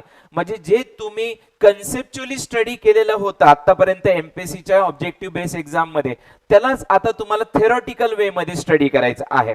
मला माहिती आहे एन्व्हायरमेंटल इंजिनिअरिंग मध्ये पहिल्या चॅप्टरचे सर्वजण प्रिपरेशन करतात की सर जॉमेट्रिक मेथड आम्हाला माहिती आहे, सर इन्क्रिमेंटल मेथड आम्हाला माहिती आहे, अरिथमॅटिक मेथड आम्हाला माहिती आहे आणि त्याचे न्यूमेरिकल देखील सॉल्व्ह करतात तुम्ही. का? कारण की याच्यावरती जर प्रश्न आला आपल्याला 2 मार्कासाठी, तो आपल्याला सॉल्व्ह करता आला पाहिजे. फक्त आता होणार काय आहे की ते सगळं मिक्सअप करून तुम्हाला थेरॉटिकली सगळं लिहायचं आहे आणि त्याच्यावरती न्यूमेरिकल काय करायचं आहे, सॉल्व्ह करायचं आहे. म्हणजे असं दुसरं काय डिस्क्रिप्टिव्ह एक्झाम म्हणजे असं वेगळं काही रॉकेट सायन्स नाही. फक्त त्याला एक कन्व्हेन्शनल वे मध्ये जे हाताने लिहायचं आहे, जे तुम्हाला एक्सप्रेस करायचं आहे आणि एक्सप्रेस पण कसं स्मार्ट वे मध्ये एक्सप्रेस करायचं आहे. कारण की होतं काय, मुलांना कन्व्हेन्शनल पद्धतीची एक युनिव्हर्सिटीमध्ये सवय असते की खूप जास्त लिहिले तर खूप जास्त मार्क पडतील, पण इथं असं नाहीये. याच्यामध्ये जेवढे इफेक्टिव्ह लिहितात, जेवढे स्मार्टनेसने लिहितात, तेवढे तुम्हाला जास्त मार्क्स त्या ठिकाणी पडू शकतात. ओके, तुम्ही जर प्रिव्हियस इयरचे जे काय आता आपल्याकडे ऑब्जेक्टिव्ह बेस तर भरपूर सारे पुस्तक अवेलेबल होते, परंतु आता सरांनी जी काय आपली कन्व्हेन्शनलची प्रिव्हियस इयरची एक्झाम दिलेली होती, सरांनी मला काही कन्व्हेन्शनलचे नोट्स देखील दाखवले होते, काही बुक्स त्या ठिकाणी दाखवले होते. त्याच्यामध्ये ज्यावेळेस मी बघितलं तर मला कळालं की जे आपण ऑब्जेक्टिव्ह मध्ये स्टडी केलेलं आहे त्यालाच एक चांगल्या वे मध्ये डिस्क्राईब करून ते आपल्याला काय करायचं, कन्व्हेन्शनल मध्ये मेन्शन करायचं आहे. तर त्यामुळे तुम्हाला तो जो सेक्शन आहे तो त्या ठिकाणी प्रॉपरली जमला पाहिजे.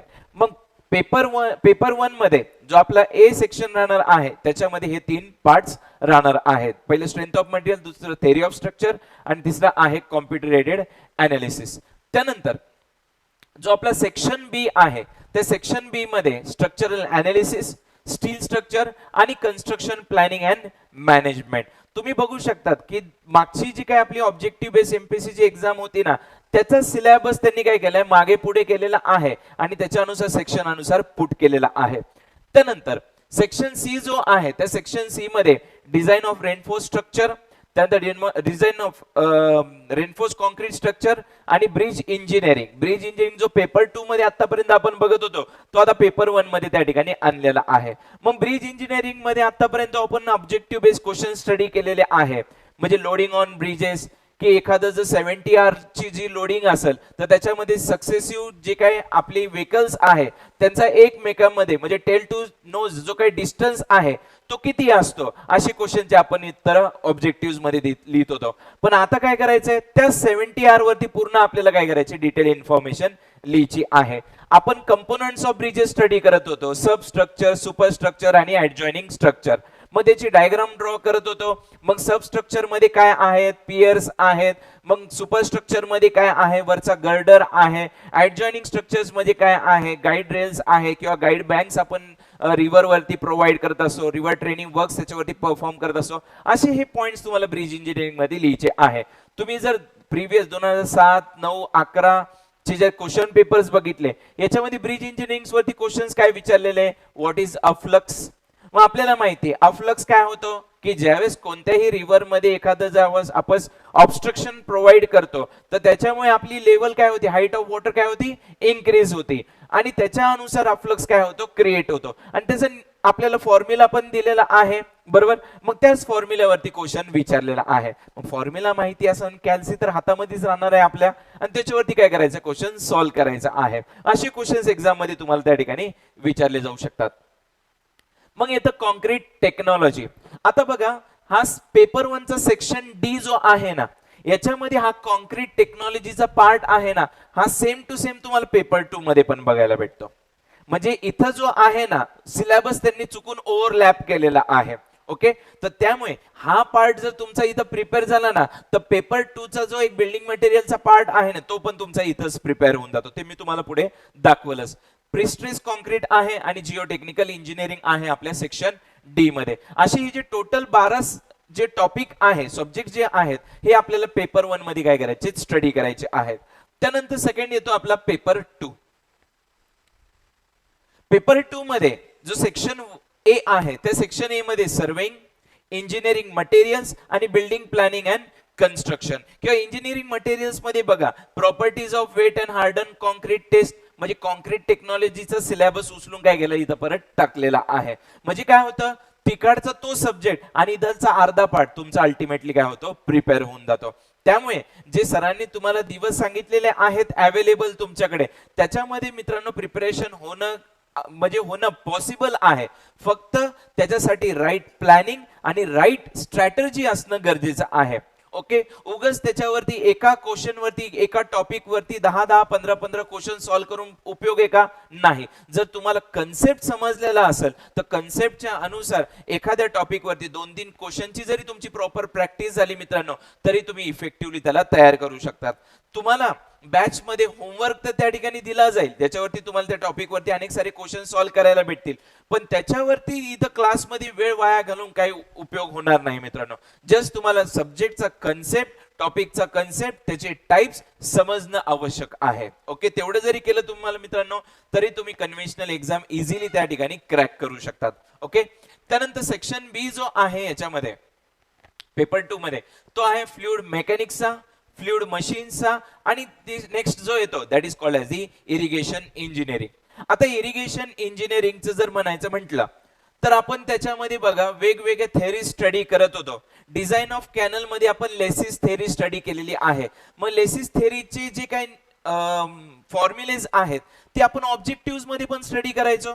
आणि मित्रांनो कन्व्हेन्शनल जर मध्ये बघितलं ना तर त्याच फॉर्म्युल्यावरती क्वेश्चन विचारलेला आहे जवळपास 10 ते 15 मार्काला. म्हणजे काय चेंज झालंय बरं, जिथं आपण ऑब्जेक्टिव्ह क्वेश्चन विचारला जायचं की सांगा हायड्रोलिक रेडियस किती असेल, हायड्रोलिक मीन डेप्थ किती असेल, त्याच्या अनुसार आपण त्याची व्हॅल्यू फाइंड आउट करायचो. मग सिमिलरली इथं पण ते काय आहे सेम विचारलेलं आहे, फक्त एक डिस्क्रिप्टिव्ह वे मध्ये काय करायचं तुम्हाला एक्सप्लेन करायचं आहे. ओके, त्यानंतर नेक्स्ट जे सेक्शन सी मध्ये येतं that is highway engineering, tunnel engineering, estimation costing and valuation. आता एस्टिमेशन कॉस्टिंग अँड व्हॅल्युएशन जो आहे त्याच्यामध्ये आपण प्लिंथ एरिया मेथड स्टडी केलेली आहे अप्रॉक्सिमेट एस्टिमेटची. त्याच्यामध्ये आपण सिम्पली काय करत होतो की जो काय प्लिंथ एरिया रेट आहे त्या एरियामध्ये आणि आपला जो प्लिंथ एरिया आहे त्याला मल्टिप्लाय करून त्याची व्हॅल्यू काय करत होतो डिटरमाइन करत होतो. मग हे तर आपल्याला ऑब्जेक्टिव्ह मध्ये पण माहिती होतं आणि याच्यावरतीच न्यूमेरिकल आपल्या प्रिव्हियस इयर्स एक्झाम मध्ये विचारलेला आहे कन्व्हेन्शनल मध्ये की आपल्याला एरिया देतात ते त्याच्यामध्ये सांगतात की त्याची कॉस्ट किती आहे per square foot per square metre आणि त्याच्या अनुसार ते विचारतात की टोटल तुमची जी काही एस्टिमेट आहे तो किती तयार होईल. मग त्याच्यामध्ये ऍडिशनल काय करतात कंटिंजन्सीज आपल्याला देतात, वर्क चार्ज एस्टॅब्लिशमेंटचे पर्सेंटेज आपल्याला देतात. ते मग आपल्याला फक्त कसं ऍड करायचं आहे हे आपल्याला माहिती असणं गरजेचं आहे. तेवढं आपल्याला जमलं तरी हे आपल्याला त्या ठिकाणी जमून जातं सगळं. ओके, तर त्याच्या अनुसार तुम्हाला ते प्रिपरेशन करायचं आहे. नेक्स्ट जे आहे section D that is engineering hydrology, environmental engineering. आता इंजिनिअरिंग हायड्रोलॉजीचं एक तुम्हाला सांगतो. इंजिनिअरिंग हायड्रोलॉजी मध्ये आपण प्रेसिपिटेशन मध्ये कन्सेप्ट स्टडी केलेला आहे. त्याला आपण म्हणतो की optimum number of rain gauge stations present in the area. मग याच्यामध्ये आपण 4 स्टेप्स फॉलो करत होतो. तुम्हाला आठवत असतील की पहिला आपण ऍव्हरेज प्रेसिपिटेशन काढतो, दुसरं स्टँडर्ड डेव्हिएशन काढतो, तिसरं कोएफिशियंट ऑफ व्हेरियन्स काढतो आणि चौथं आपण optimum number of rain gauges stations find out करतो. पहिलं काय व्हायचं जस्ट फॉर्म्युला आपण पाठ करायचो त्याच्यावरती ऑब्जेक्टिव्ह क्वेश्चन जर आपल्याला विचारला तर तो आपण सॉल्व्ह करायचो आणि याच्याच रिलेटेड एक्झाम मध्ये क्वेश्चन विचारलेला आहे. मग याच्यामध्ये फक्त काय आहे की 4 स्टेप्स तुम्हाला त्या ठिकाणी सॉल्व्ह करायचे आहेत. मग त्या 4 स्टेप्स साठी तेवढा टाइम पण अवेलेबल असतो. तिकडे काय राहायचं 2 तासासाठी आपल्याला 100 क्वेश्चन सॉल्व्ह करायचे, पण इथं 2 तासामध्ये तुम्हाला किती 5 ते 6 क्वेश्चन सॉल्व्ह करायचे फक्त डिस्क्रिप्टिव्ह वे मध्ये लिहायचे. हे बघा फक्त काय होतंय क्वेश्चन्स कमी होते, फक्त लेंथ काय होते वाढते, पण टायमिंग काय आहे तेवढाच आहे. तर त्यामुळे असं काय नाही की कन्व्हेन्शनल पेपर मी लिहू शकत नाही, लिहू शकतात जर त्याच्याबद्दल तुम्हाला एकदम माहिती प्रॉपरली नोन असेल. ओके, हा आपला सिलेबस होता. त्या सिलेबस अनुसार तुम्हाला काय करायचं त्याचं प्रिपरेशन करायचं आहे. आता जर प्रत्येक सिलेबसचं जर तुम्ही अनालिसिस बघितलं ना मित्रांनो तर अनालिसिस जे आहे तर आम्ही काय केले जे प्रिव्हियस इयरचे क्वेश्चन पेपर्स होते 2007, 9, 11 आणि 13चा तर प्रत्येक टॉपिक वरती क्वेश्चन्स कसे विचारलेले आहेत ना ते त्या ठिकाणी स्टडी केलेले आहे. ज्याचे जसे स्ट्रेंथ ऑफ मटेरियल वरती स्ट्रेसेस मध्ये 2007 मध्ये क्वेश्चन विचारला नव्हता, 2009 मध्ये एक क्वेश्चन बेस्ड होता, सिमिलरली 13 मध्ये एक क्वेश्चन त्याच्यावरती विचारला होता. मग स्ट्रेंथ्स वरती 2 क्वेश्चन्स विचारले होते 2007 मध्ये. मग तो न्यूमेरिकल असेल किंवा तो आपला थेरॉटिकल त्या ठिकाणी विचारला जाऊ शकतो. तसं जर तुम्ही बघितलं तर 2007 मध्ये थेरॉटिकल क्वेश्चन्स काहीच विचारले नव्हते, तसंच 9 मध्ये, 11 मध्ये आणि 13 मध्ये.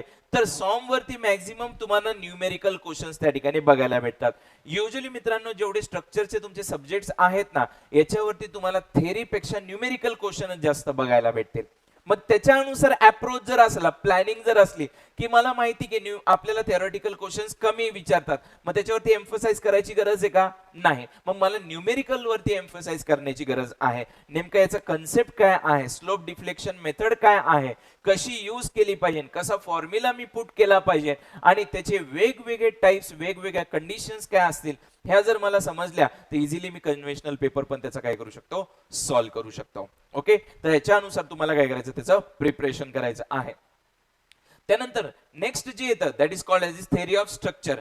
त्याच्यामध्ये analysis of beam, analysis of truss, slope deflection method, moment distribution method. याच्यावरती 2007 मध्ये स्लोप डिफ्लेक्शन मेथड वरती एक न्यूमेरिकल विचारलेला आहे, मोमेंट डिस्ट्रीब्युशन मेथड वरती पण एक न्यूमेरिकल विचारलेला आहे.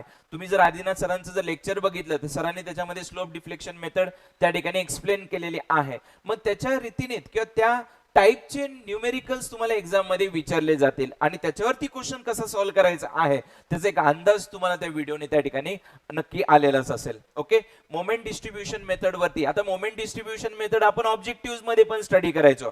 आपल्याला माहिती इकडून जर हिंज कडे गेलं तर एवढा लोड काय होतो, डिस्ट्रीब्यूट होतो, एवढी मुवमेंट काय होते, डिस्ट्रीब्यूट होते. मग त्याच्या अनुसारच काय करायचं, फक्त त्याचा एक डिटेल न्यूमेरिकल आपल्याला सॉल्व्ह करायचा आहे. आपण जसे कॉलेजेस मध्ये सॉल्व्ह करायचो सिमिलरली आपल्याला सॉल्व्ह करायचं आहे, फक्त इथं स्मार्टनेस तुम्हाला आन्सर त्या ठिकाणी रेडी करायचं आहे. मग याच्यावरती जर थेरी क्वेश्चन्स बघितले 2007, 9, 11 आणि 13 मध्ये विचारलेले नाहीत, पण न्यूमेरिकल क्वेश्चन जे आहेत ते प्रत्येक वर्षी त्या ठिकाणी तुम्हाला बघायला भेटलेले आहेत. फक्त जे मार्किंग आहे ना ते चेंज होतं. कधी 10 मार्काला विचारला जातो, कधी 5 मार्काला विचारला जातो, कधी 15 मार्काला विचारला जातो. मग त्या टॉपिक वरती जर 15 मार्काला विचारला असेल तर एकच क्वेश्चन येईल, 5-5 मार्काला विचारायचे असेल तर 3-3 क्वेश्चन्स त्या ठिकाणी काय करू शकतात, तुम्हाला विचारू शकतात. हेच फक्त व्हेरिएशन तुम्हाला त्या ठिकाणी बघायला भेटतं. त्यानंतर नेक्स्ट येतं computer aided analysis and design of structures. हे जे आपण paper 1 of the objective exam ते स्टडी करत होतो. मग याच्यामध्ये आपल्याला एखादा न्यूमेरिकल ते त्या ठिकाणी देत होते, 3 इक्वेशन्स देत होते, x1, x2, x3 आणि त्याची व्हॅल्यू आपण काय करायचो, डिटरमाइन करायचो. तिकडे तरी काय व्हायचं, फास्ट मध्ये आपल्याला 1 मिनिटामध्ये आन्सर फाइंड आउट करण्याची गरज लागत होती. इथं तर आपल्याला एक सर्टन वेळ भेटतो ज्याच्यामध्ये जर गॉस एलिमिनेशन मेथडने आपल्याला व्हॅल्यूज फाइंड आउट करायची असतील तर त्या दिलेल्या वेळेमध्ये आपण काय करू शकतो, सगळ्या व्हॅल्यूज डिटरमाइन करू शकतो with the help of the कॅल्सी. मग याच्याने तुमची जी एफिशियन्सी आहे ते एफिशियन्सी त्या ठिकाणी काय होते, वाढून जाते. ओके, तर ती गोष्ट तुम्हाला समजणं खूप जास्त गरजेचं आहे. ओके, मग याच्यावरती थेरी क्वेश्चन जे आहेत 7 मध्ये 2 होते, 9 मध्ये 2 होते, 11 मध्ये 3 आणि 13 मध्ये 3 विचारले होते. आणि न्यूमेरिकल क्वेश्चन्स तुम्हाला 7 मध्ये 3, 9 मध्ये 4, 11 मध्ये 5 आणि 13 मध्ये 5 क्वेश्चन्स तुम्हाला त्या ठिकाणी विचारले गेले होते. अशी ही जी काय मार्किंग आहे ती त्या ठिकाणी आम्ही प्रत्येक सब्जेक्टली त्या ठिकाणी काय केलेली आहे, फाइंड आउट केलेली आहे. तसंच स्ट्रक्चरल अनालिसिस जर तुम्ही बघितलं तर त्याच्यामध्ये थेरॉटिकल क्वेश्चन्स नाही विचारलेले, पण जे काय न्यूमेरिकल क्वेश्चन्स आहेत ते न्यूमेरिकल क्वेश्चन्स तुम्हाला विचारलेले आहे. मग स्ट्रक्चरल अनालिसिस मध्ये तुम्हाला इन्फ्लुएन्स लाईन डायग्राम वरती न्यूमेरिकल क्वेश्चन येऊ शकतो. त्याचबरोबर आर्चेस, सस्पेन्शन केबल वरती तुम्हाला क्वेश्चन त्या ठिकाणी विचारला जाऊ शकतो, ज्याच्यामध्ये तुम्हाला हॉरिझॉन्टल थ्रस्ट जी व्हॅल्यू आहे ती व्हॅल्यू फाइंड आउट करणं काय गरजेचं आहे. ओके, त्यानंतर कन्स्ट्रक्शन प्लॅनिंग अँड मॅनेजमेंट. याच्यामध्ये पण आपल्याला वेगवेगळे टॉपिक्स आहेत. युजली बघा सीपीएम पर्ट वरती तर 100% तुम्हाला क्वेश्चन विचारला जाणार आहे. सीपीएम मध्ये जो काय आपला टाइम आहे तो टाइम क्रिटिकल जो पाथ आहे तो पाथ फाइंड आउट करून क्रिटिकल टाइम आपण काय करतो फाइंड आउट करतो. मग तसंच न्यूमेरिकल तुम्हाला ह्या कन्व्हेन्शनल एक्झाम मध्ये विचारला जाऊ शकतो. फक्त पहिला आपण ऑब्जेक्टिव्ह स्टडी करायचो, आता त्याला कन्व्हेन्शनल रीतीने काय करायचं स्टडी. मग टाइप्स ऑफ फ्लोट कोणते आहेत, इंडिपेंडंट फ्लोट म्हणजे काय, अशी क्वेश्चन्स तुम्हाला एक्झाम मध्ये त्या ठिकाणी विचारले जाऊ शकतात. मग याचं जर तुम्ही अनालिसिस केलं तर थेरॉटिकल क्वेश्चन्स मॅक्झिमम विचारले जातात आपल्या कन्स्ट्रक्शन प्लॅनिंग वरती. 2007 मध्ये 6 क्वेश्चन्स, 9 मध्ये 4, 11 मध्ये 5 आणि 13 मध्ये 6 क्वेश्चन्स तुम्हाला थेरॉटिकल विचारले होते. न्यूमेरिकल युजली कमी विचारले जातं, 11 आणि 13 मध्ये न्यूमेरिकल तुम्हाला विचारलेला आहे. तर ही स्ट्रॅटेजी तुम्हाला त्यामध्ये माहिती असणं गरजेचं आहे. सिमिलरली जर तुम्ही डिझाईन रेनफोर्स कॉन्क्रीट स्ट्रक्चर जर बघितलं तर स्लॅब वरती, बीम्स वरती, कॉलम्स वरती पण क्वेश्चन्स तुम्हाला बघायला भेटतात. आणि त्याच्यानुसार थेरॉटिकल क्वेश्चन्स आणि न्यूमेरिकल क्वेश्चन जे आहे, ओके, हे तुम्हाला 2007, 9 आणि 11 मध्ये थेरी क्वेश्चन्स थोडे कमी विचारलेले आहेत, पण न्यूमेरिकल क्वेश्चन 100% तुम्हाला एक्झाम मध्ये बघायला भेटतात. मग त्याच्यामध्ये तुम्हाला बीम डिझाईन करायला सांगू शकतात, स्लॅब डिझाईन करायला सांगू शकतात, एखादी स्टेअरकेस डिझाईन करायला सांगू शकतात. मग त्याचे जे काही बेसिक थिंग्स आहेत हे सर्व गोष्टी तुम्हाला आरसीसीच्या माहिती असणं गरजेचं आहे. ओके, त्यानंतर येतं ब्रिज इंजिनिअरिंग. मग ब्रिज इंजिनिअरिंग मध्ये सिलेक्शन ऑफ साईट, मग त्याच्यावरती पण आपल्याला क्वेश्चन्स विचारला जातो की एखाद्या साईटवरती मला ब्रिज जर मला कन्स्ट्रक्ट करायचं असेल तर साईट सिलेक्शन क्रायटेरिया काय आहे. मग आपल्याला माहिती आहे की येणारा जो काय अप्रोच रोड आहे तो मिनिमम 15 मीटरचा स्ट्रेट असला पाहिजे. त्याचबरोबर जी काय आपली रिव्हर आहे त्याची जी विड्थ आहे ती कमीत कमी असली तर ब्रिजचा स्पॅन आपला कमी होऊन जातो. त्याचबरोबर जी रिव्हर आहे त्या रिव्हरची विड्थ कमी असल्यामुळे जी काय आपल्याला कन्स्ट्रक्शन कॉस्ट आहे ती कन्स्ट्रक्शन कॉस्ट कमी होऊन जाते. त्याचबरोबर जी आपली रिव्हरची ऍक्सिस आहे, ब्रिजची ऍक्सिस आहे, एकमेकांना परपेंडिक्युलर असली पाहिजे, स्क्यू ब्रिज त्या ठिकाणी प्रेझेंट नसला पाहिजे. असे नोट्स तुम्हाला त्या ठिकाणी काय केलेले आहेत विचारलेले आहेत. लिनियर वॉटरवे काय आहे त्याच्यावरती न्यूमेरिकल तुम्हाला विचारलेला आहे. तोच न्यूमेरिकल तुम्हाला जो ऑब्जेक्टिव्ह मध्ये 2 मार्काला विचारला गेला होता असाच क्वेश्चन तुम्हाला 5 ते 10 मार्काला या कन्व्हेन्शनल एक्झाम मध्ये विचारला जाऊ शकतो. फक्त ज्या डिटेल स्टेप्स आहेत त्या तुम्हाला त्यांना प्रस्तुत करणं काय गरजेचं आहे. ओके, मग याचं जर फायनल अनालिसिस बघितलं तर थेरॉटिकल क्वेश्चन्स मॅक्झिमम येतात ब्रिजवरती आणि न्यूमेरिकल क्वेश्चन्स थोडे कमी आलेले आहेत. जसं मी न्यूमेरिकल तुम्हाला सांगितलं, लिनियर वॉटरवे वरती तुम्हाला न्यूमेरिकल असे विचारू शकतात, अफ्लक्स वरती क्वेश्चन्स त्या ठिकाणी विचारू शकतात. नेक्स्ट एक तर concrete technology. Usually concrete technology हा एक थेरॉटिकल पार्ट आहे. जे थेरॉटिकल क्वेश्चन जे आहे ते तुम्हाला त्याच्यावरती विचारले जाऊ शकतात. Okay, properties of wet and harden concrete, mix design. Mix design वरती न्यूमेरिकल क्वेश्चन विचारलेला आहे.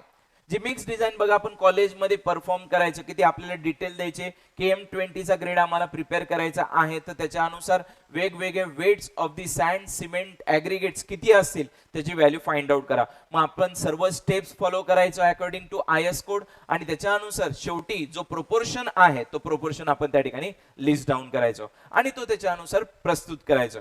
मग त्याच्यावरती न्यूमेरिकल क्वेश्चन जर बघितले तर 7, 9, 11 आणि 13 मध्ये मॅक्झिमम विचारलेले आहेत आपलं थेरी क्वेश्चन. आणि न्यूमेरिकल जो आहे तो 7 मध्ये आणि 13 मध्ये त्या ठिकाणी तुम्हाला बघायला भेटेल. ओके, त्यानंतर येतं प्रिस्ट्रेस कॉन्क्रीट बद्दल. ओके, थेरॉटिकल क्वेश्चन जे आहे त्याच्यावरती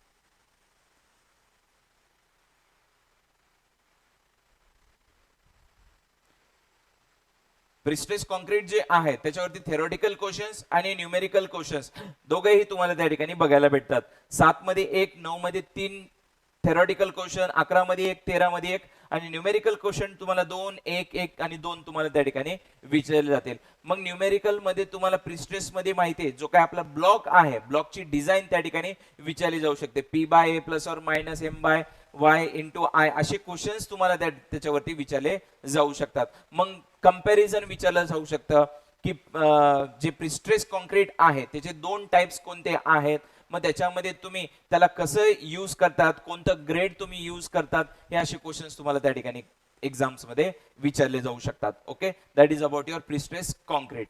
त्यानंतर येतं जिओटेक्निकल इंजिनिअरिंग. जिओटेक्निकल इंजिनिअरिंग वरती थेरॉटिकल क्वेश्चन्स थोडे जास्त तुम्हाला बघायला भेटतील आणि न्यूमेरिकल क्वेश्चन्स देखील तुम्हाला 7 मध्ये 9 मध्ये 11 आणि 13 मध्ये त्या ठिकाणी विचारलेले आहेत.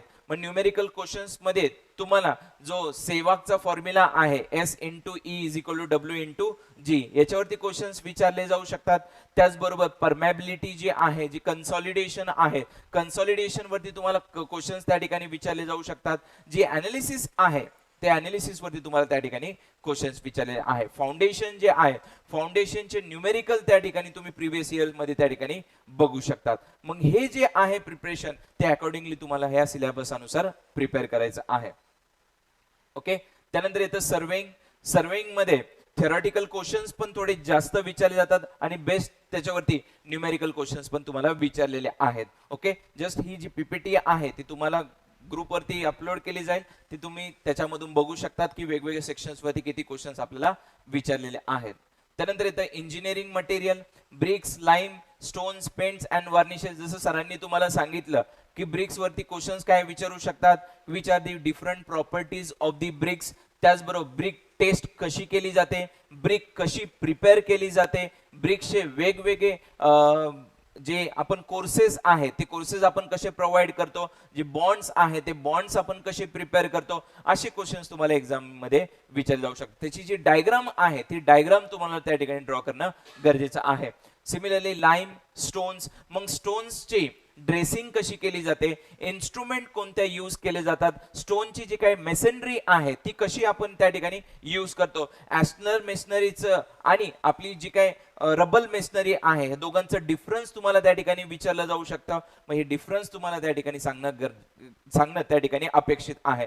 मग याचं जर डिटेल नॉलेज जर तुम्हाला माहिती असेल तर त्याच्यावरती तुम्ही पॉइंट्स इझिली लिहू शकतात. ओके, तर ते आहे तुमचं कन्व्हेन्शनल पार्ट.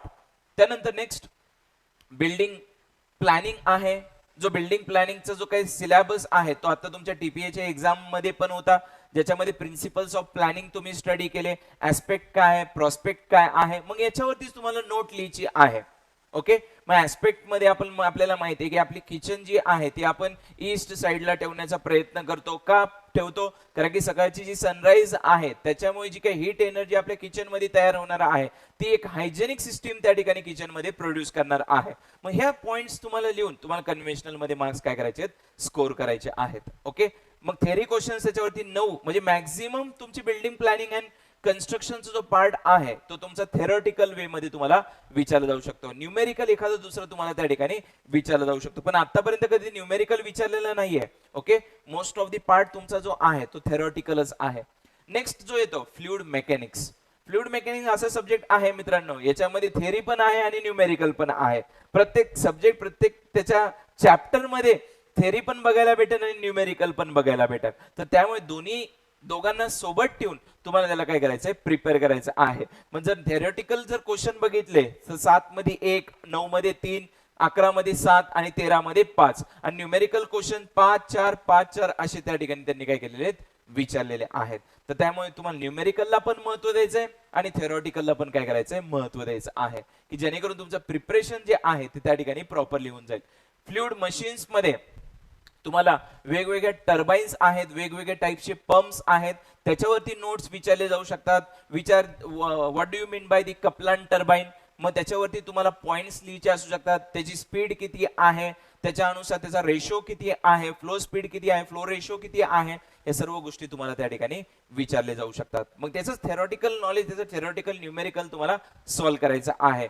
जसं रेसिप्रोकेटिंग पंप मध्ये Q actual, Q theoretical value आपण फाइंड आउट करतो. मग तुम्हाला न्यूमेरिकल दिलं जाईल की तुम्हाला क्यू ऍक्च्युअल दिलं जाईल, क्यू थेरॉटिकल दिलं जाईल, त्याचे जे काही फॉर्म्युल्यामध्ये येणारे जे काही वेगवेगळे टर्म्स आहेत त्याच्या व्हॅल्यू दिल्या जातील, सीडीची व्हॅल्यू त्या ठिकाणी विचारली जाऊ शकते तुम्हाला. मग त्याच्या अनुसार तुम्हाला काय करायचं, त्याला सॉल्व्ह करायचं आहे. तर त्यामुळे त्याचे थेरॉटिकल क्वेश्चन्स तुम्हाला मॅक्झिमम बघायला भेटतील आणि त्याचबरोबर न्यूमेरिकल क्वेश्चन्स पण तुम्हाला त्या ठिकाणी बघायला भेटतील. That is 1 and 2 questions that are asked in 11 and 2013. हे होतं फ्लुइड मेकॅनिक्सचं. त्यानंतर येते इरिगेशन इंजिनिअरिंग. इरिगेशन इंजिनिअरिंग मध्ये थेरॉटिकल क्वेश्चन आणि न्यूमेरिकल क्वेश्चन दोघेही विचारलेले आहेत. ओके, तर त्यामुळे दोघांचं तुम्हाला प्रिपरेशन करायचं आहे. वॉटर रिक्वायरमेंट ऑफ क्रॉप्स वरती मॅक्झिमम तुम्हाला थेअरी ॲज वेल एज न्यूमेरिकल. आपल्याला माहिती आहे आपल्या इरिगेशनचं सर्वात इम्पॉर्टंट चॅप्टर आहे वॉटर रिक्वायरमेंट्स ऑफ क्रॉप्स. मग त्याच्यामध्ये तुम्हाला न्यूमेरिकल क्वेश्चन येऊ शकतो इरिगेशन एफिशियन्सीज वरती, त्याच्यावरती वॉटर रिक्वायरमेंट ऑफ क्रॉप वरती किंवा इरिगेशन रिक्वायरमेंट्स वरती तुम्हाला क्वेश्चन विचारला जाऊ शकतो. थेरोटिकल क्वेश्चन जे आहेत ते तुम्हाला डॅम्स वरती, कॅनल्स वरती किंवा जे रेग्युलेटरी स्ट्रक्चर्स आहेत त्याच्यावरती तुम्हाला विचारले जाऊ शकतात. स्पिलवे वरती न्यूमेरिकल क्वेश्चन विचारलेला आहे की स्पिलवेचं डिझाईन तुम्ही कसं करतात. मग स्पिलवेचे आपलं जे फॉर्म्युलेज आहेत ते देखील ऑब्जेक्टिव्ह एक्झाम मध्ये स्टडी करत होतो. मग त्यालाच इम्प्लिमेंट करून आपल्याला काय करायचं, त्याच्यावरती थेरॉटिकल क्वेश्चन सॉल्व्ह करायचं आहे. ओके, फक्त त्याचा स्टडी आणि अप्रोच जो आहे तो तुम्हाला प्रॉपरली त्या ठिकाणी भेटला पाहिजे. ओके, त्यानंतर नेक्स्ट येतो हायवे इंजिनिअरिंग. हायवे इंजिनिअरिंग मध्ये थेरॉटिकल क्वेश्चन आणि न्यूमेरिकल क्वेश्चन दोघांचं कॉम्बिनेशन आहे. ओके, 7 मध्ये 4 क्वेश्चन, 9 मध्ये 5 क्वेश्चन, 11 मध्ये 7 क्वेश्चन आणि 13 मध्ये 5 क्वेश्चन विचारलेले आहेत थेरॉटिकल. आणि न्यूमेरिकल वरती 2 2 2 आणि 3 क्वेश्चन त्यांनी त्या ठिकाणी विचारलेले आहेत. काही 5 मार्काला, काही 10 मार्काला, काही 15 मार्काला, ते त्याचं व्हेरिएशन त्या ठिकाणी होत जातं. मग हायवे इंजिनिअरिंगचं तसं तुम्हाला काय करायचं आहे, प्रिपरेशन करायचं आहे. Next is the tunnel engineering. Tunnel engineering मध्ये पण तुम्हाला जे थेरॉटिकल पार्ट आहे तो थोडा जास्त आहे. न्यूमेरिकल एखादा दुसरा तुम्हाला विचारला जाऊ शकतो की जो शाफ्ट डिझाईन आहे त्या शाफ्टच्या डिझाईन वरती विचारला जाऊ शकतो. पण आतापर्यंत कधी न्यूमेरिकल त्यांनी विचारलेलं नाही, फक्त थेरी क्वेश्चन जे आहेत ते थेरी क्वेश्चन्स त्या ठिकाणी विचारलेले आहेत. तर त्याच्या अनुसार तुम्हाला थेरेटिकल त्याचं काय करायचंय, प्रिपरेशन करायचंय. मग क्वेश्चन जर प्रिव्हियस इयरचे तुम्ही बघितले टनलिंगचे, which are the different shapes of the tunnel.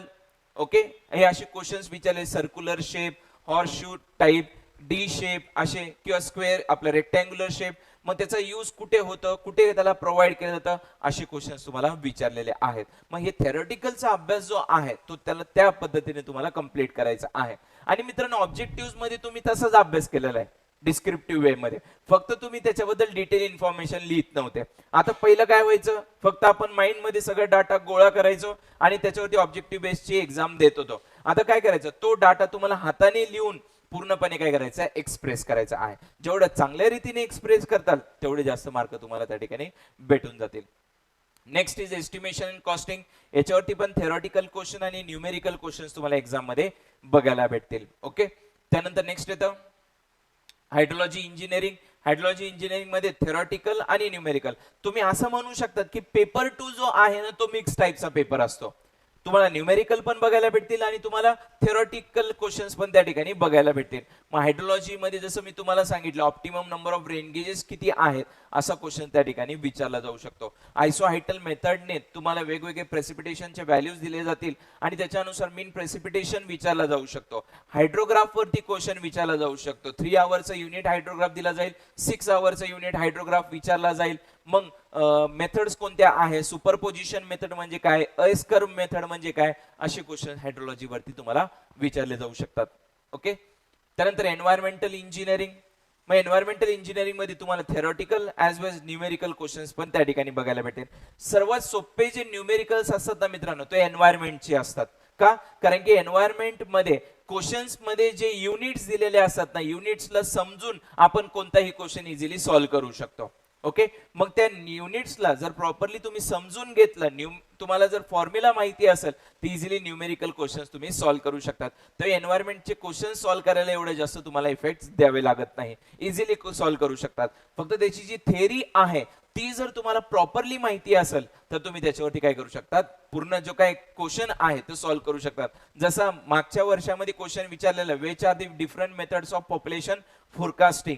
मग याच्यामध्ये जे वेगळे मॅथमॅटिकल मेथड आहेत, ग्राफिकल मेथड आहे आणि एक्स्ट्रा 2 जे मेथड्स आहेत त्याला तुम्ही सोप्या पद्धतीत काय करायचंय, एक्सप्लेन करायचंय. त्याच्यावरती न्यूमेरिकल सॉल्व्ह करण्याची तुम्हाला गरज नाहीये. म्हणजे जो डाटा माइंड मध्ये आहे तोच टोटली काय करायचंय, तुम्हाला थेरॉटिकल वे मध्ये प्रस्तुत करायचा आहे. तर अशा पद्धतीने हा जो सिलेबस आहे, हा सिलेबस तुम्हाला काय करायचा, पूर्णपणे कंप्लीट करायचा आहे. आता पुढचा जो काय पार्ट आहे ते सर त्या ठिकाणी कंटिन्यू करतील. आदिनाथ सर हा पार्ट जो आहे तो त्या ठिकाणी कंटिन्यू करतील.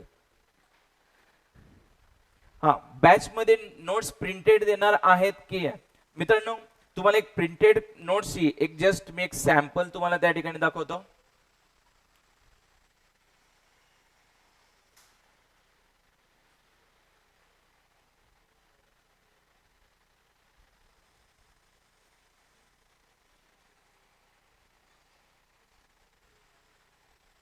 ओके. असे हे जे प्रिंटेड नोट्स आहेत ब्रिज इंजिनिअरिंगच्या, त्या तुम्हाला त्या ठिकाणी अवेलेबल करून दिल्या जाईल.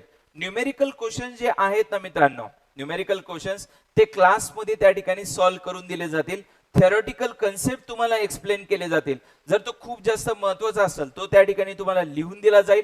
परंतु जे काही छोटे छोटे पार्ट आहेत, जसं इरिगेशन इंजिनिअरिंग मध्ये आपण स्टडी करतो क्रॉस ड्रेनेज स्ट्रक्चर्स, मग त्याच्यामध्ये 4 टाईप आहेत, over the canal and below the canal. मग याची थेअरी लिहून दिली नाही जाणार, त्याच्यासाठी तुम्हाला directly notes with its photograph ते त्या ठिकाणी दिले जातील, की जेणेकरून तुम्हाला प्रिपरेशन करायला काय होईल ते सोपं होऊन जाईल. असे जे नोट्स आहेत मित्रांनो, हे नोट्स जे आहे ते प्रिंटेड फॉर्म मध्ये तुम्हाला त्या ठिकाणी दिले जातील. Okay.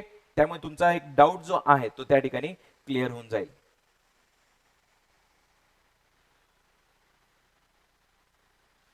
Okay.